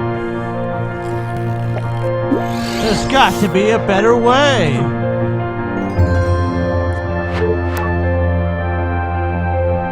Okay. How do you know? I want to see the actual science behind this. It's like, oh, bathroom. A lot of people say it's more about, fiber, but it's actually more about posture. How do you know? This is what it looks like. What does it do? So when you're sitting on the toilet, you put your feet up on it. So you're in more of a squatting position. So basically, like, you get more in the position that you're supposed to take a shit in? Yeah. Okay. Like that. I don't know, that seems uncomfortable. Does that not look uncomfortable? There's much less of, like, your ass surface on the toilet at that point. You just don't want to use the squatty potty, TJ. I'm against this. Look how convenient it is. TJ conveniently stores on your toilet. It's recommended by doctors. Recommended by doctors, guys. Yeah. I'm sold. I'm buying one tomorrow. Let's get a squatty potty. Sure. Yeah, I'll see if it makes all my hemorrhoids and colitis go away. and your colon cancer too. Yeah, my colon cancer as well. Ship this bed. Ship this bed here? You can ship the bed right here at bedworld.net. Can we ship this bed? It sounds it's funny good day from another country. It sounds like they're saying shit the bed, but they're actually saying ship the bed. This mattress. Oh, yeah. We just shipped this bed, and it felt great. It sure did, old man. Mattresses all over the UK. Visit bedworld.net now and ship your bed for free. Shit. He said ship, not shit, Ben. He said shit. That old man looks like he really did shit the bed, actually. Yeah, he's like, I actually did. Now. Shower wow. Shower now. Shower wow. So LED lights. Could you imagine that? You got like a fucking disco going on in your shower. All I can say is finally a product worth buying. Yeah, I'm buying 3 of these. I mean, like, at least 3. This is great. TJ, I mean, think about this. Are you tired of just the same boring routine that you get and then you take a shower? Yeah, you can have a party in the shower. I was just now. thinking that earlier, and it's good to be dancing around on a slippery surface, of course. Introducing Shower Wow. The amazing new shower head that transforms water into a cascade of color. Oh, wow. Ordinary Every showers fucking are time boring, you take a which is why shower, kids it's never wanna get exciting. in. But Shower Wow is anything but boring, as it magically transitions. Magic. Let's encourage let's encourage children to play in the shower, the safest place. It's magic, Scotty. You thought it was just LED lights, but no, it's actually magic. Oh, I didn't realize it magically changes color. Wow!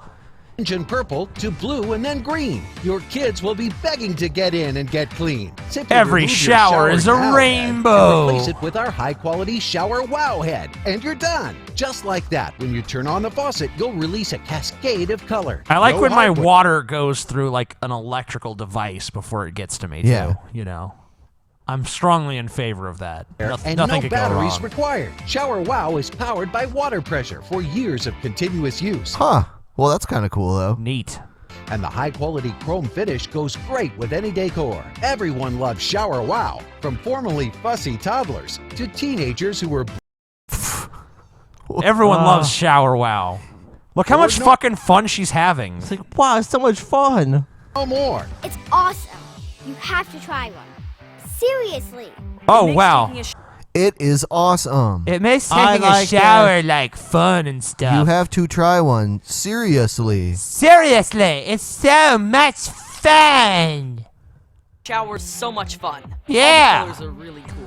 They're colors, man. You want to get in the water, and it keeps him distracted while I get him clean. In all fairness, this product would be rather enthralling if I was totally high. Yeah, okay. Whoa. In the shower like... If I was like super high and taking a shower and there was like bright colors in it. Man, it's like... when it's red, I'd be like, man, it's like I'm bathing in the blood of my enemies. It's so cool. Now it's green. It's like bathing in slime. It's like bathing in Slimer's slime, man. It's like Spock's blood or something. Oh, holy shit, wow. Now it's fucking blue. How much would you pay for this, TJ? I don't know. I would pay any amount. For a boring $29.95, especially when even the cheapest ones cost almost $40. Wow. Get Shower Wow and transform your water into a cascade of color for the amazing low price of just $14.95. Ah, damn, I was Holy way off. shit. What if your kids want to take a bath? No problem. Yeah, what if they want to Right take a now, bath? We'll also include our Twinkle Tub Light. Just pay separate processing and handling. It bobs and spins for a colorful light show that makes bath time fun time. You get both Shower Wow and the Twinkle Tub Light for one wow price, just $14.95. Holy shit. That's a good deal, guys. We should do this. We need the Shower Wow and the little I'm gonna pass retardo on ball. that, TJ. I'm getting it, Scotty. I'm getting it, Scotty. I'm getting a Shower Wow. Well, I don't and care you're if you going to be get it. jealous. No. You're going to be trying to take your showers in my bathroom just because you'll be like, wow, I want a There's Shower no way- Wow there's too. no way I can tolerate the stench. You fucking, when you see those colors and those lights and that fucking, I'll be dancing in the shower, having a good time. TJ literally got a fruit fly infestation because he did not clean his bathroom. When you're, oh man, that's because they were attracted to the Shower Wow. Fruit flies love fucking I my don't disco think so. dance shower.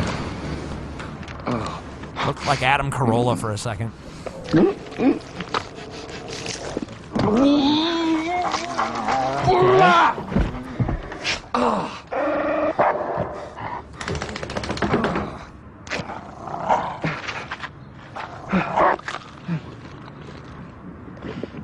Hey, darling.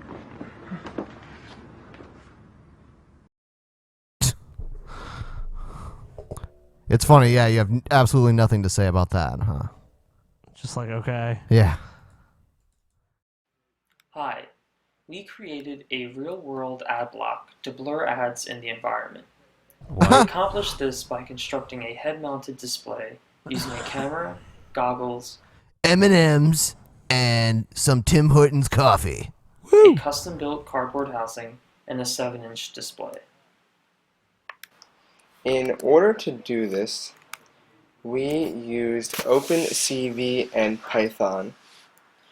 We used SIFT, brute force feature detection to match objects in each frame against a database of advertisements and logos. So a real-world ad blocker. Hell yeah. No longer am I distracted by those ads. Yeah, you're just distracted now I'm just by distracted by giant blurs in my vision. And a giant monstrosity strapped to your strapped head. to my fucking head. So much better. We used this real-time detection to apply a blur to the object, hiding and effectively blocking the ad from the wearer's No, point it's of view. not. It would be kind of hard to shop with that This thing on, too. technology It'd be kind of hard to extended drive with and it on. spinned down in Be the blurring shit out all the time. I love how, like, we want to blur stuff out in reality. I don't know if this was actually an ad or what it was, but I someone mean, it's sent it to obviously me. not an ad. Yeah, but it was pretty crazy. It is pretty interesting. All right. Your baby is as Ah. cute as an angel, but when their arms get loose from their swaddle blanket, they can wake up or even harm themselves. All babies Ow. naturally flail their arms, even while they are sleeping. It's part of the Moro reflex, a natural survival instinct. The Okay. problem is that one or both of your little angel's arms will get loose, even if you have swaddled correctly. That's why you need Snuggle Wings, the amazing new baby product that will A keep baby your straight arms jacket. Yeah, that's basically what it is. snug all night. baby Snuggle Wings straitjacket. is so easy to use. Simply Is it- insert each arm and then wrap with your I mean, like, You have no freedom. Babies' arms are weak as shit. I really don't think they're gonna do like significant damage flailing them could. shit around. They could get free, TJ. They could do something to get the die. I mean, I've never seen anyone swaddle a baby like, or do TJ? anything like. We're gonna limit your arm You motions. just don't care about the safety of babies, TJ. It's like the baby is Regular- not gonna hurt itself, even if it does. Like it's. I mean, like you disgust whatever. me, TJ. Swaddle blanket. Snuggle Wings is extra comfortable, made from a super soft, breathable Good. cotton fabric. Snuggle Wings keeps baby That baby looks miserable to me. That safe baby can be and killed securely any swaddled minute. all night. Yeah, you're- Snuggle Wings comes in an arms at sides version and an arms over chest Snuggle Wings, so you can vary how they sleep. With Snuggle Wings, your angel will feel more safe and secure, and they'll be more protected. All right. And Snuggle If you're this overprotective of your children, just don't have any. It's ridiculous. Just get like a giant bubble to keep them in, like a giant hamster ball that they can just run around. Oh in. yeah.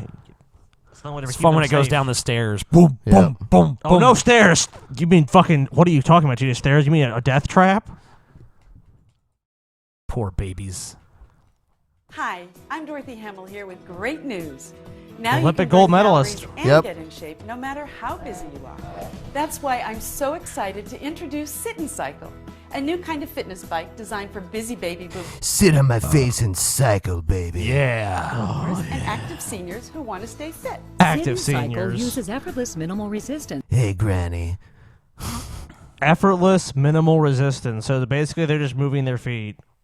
It's designed for hours of extended use. Now you can keep your body moving without heavy strain, and you won't be distracted by the resistance. So Or you can backwards. do it anytime. So why just sit when you can sit and cycle? You'll keep moving while you're watching. Why sit TV, somewhere talking on comfortable the instead of phone, sitting on this reading a crappy book, or fucking surfing the seat? web? I call it fitness multitasking. You stay active while doing your daily activities. Yeah, wouldn't You it? know, Yeah, I'm sure this woman won a gold medal by sitting on her ass. You know, that's No. that's what it was. On a no resistance little cycle. Yeah, She was a That lot was it. younger. Where's when she- that? Oh, obviously, but I mean, it's just ridiculous. They have these people like, oh, I'm a gold medalist, or I'm an athlete. It It's seems like the they thing didn't should use have this- some kind these of methods or back systems. or something, you know, like, you know, if it's really like supposed to be like just this leisure thing to keep your body moving even while, you know, shit's going on, it should have some kind of like backing on it so that you can lay, like, you know, Yeah.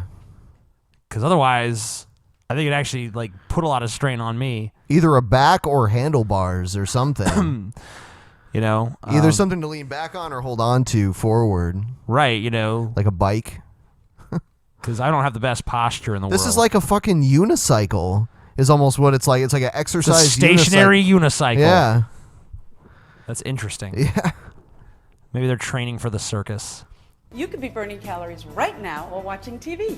Sit and Cycle features a comfortable extra padded seat and a high-tech design that automatically A engages high-tech your core as you design. move How is it forward, high-tech? So you can get a tighter There's tummy. nothing high-tech. It's fucking pedals and a bike seat. Right. It's like a little pillar with a seat and some pedals, and it's not. There's no mystery to the design. Like, oh my god, what a revolutionary design! No, it's silly, quite frankly.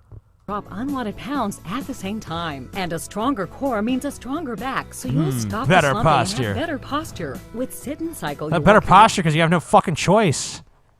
If you try to lean back, you fall. Fuck you, Sit and Cycle, piece of shit. Trying to make me exercise, even a little. TD wants to buy several of those. It's the greatest product ever. All right, so we're pretty much done. If you want to support our show, support us on Patreon at patreon.com/DP. You can also buy our t-shirts. Is that link down below? Yes, the link is down below. Our t-shirt's pretty awesome. Smoke pan every day. Yeah, it'll be active for Every motherfucking I believe 5 more days or so. And if you enjoy our show, be sure to give it a thumbs up. Also, Thumbs up. subscribe to the Drunken Peasants channel here on YouTube. If you're not already, we hope you are. But if you're not, why the fuck not? Help us out. Subscribe. I guess that's about it. See you guys That's on it. Monday. Fuck you, TJ.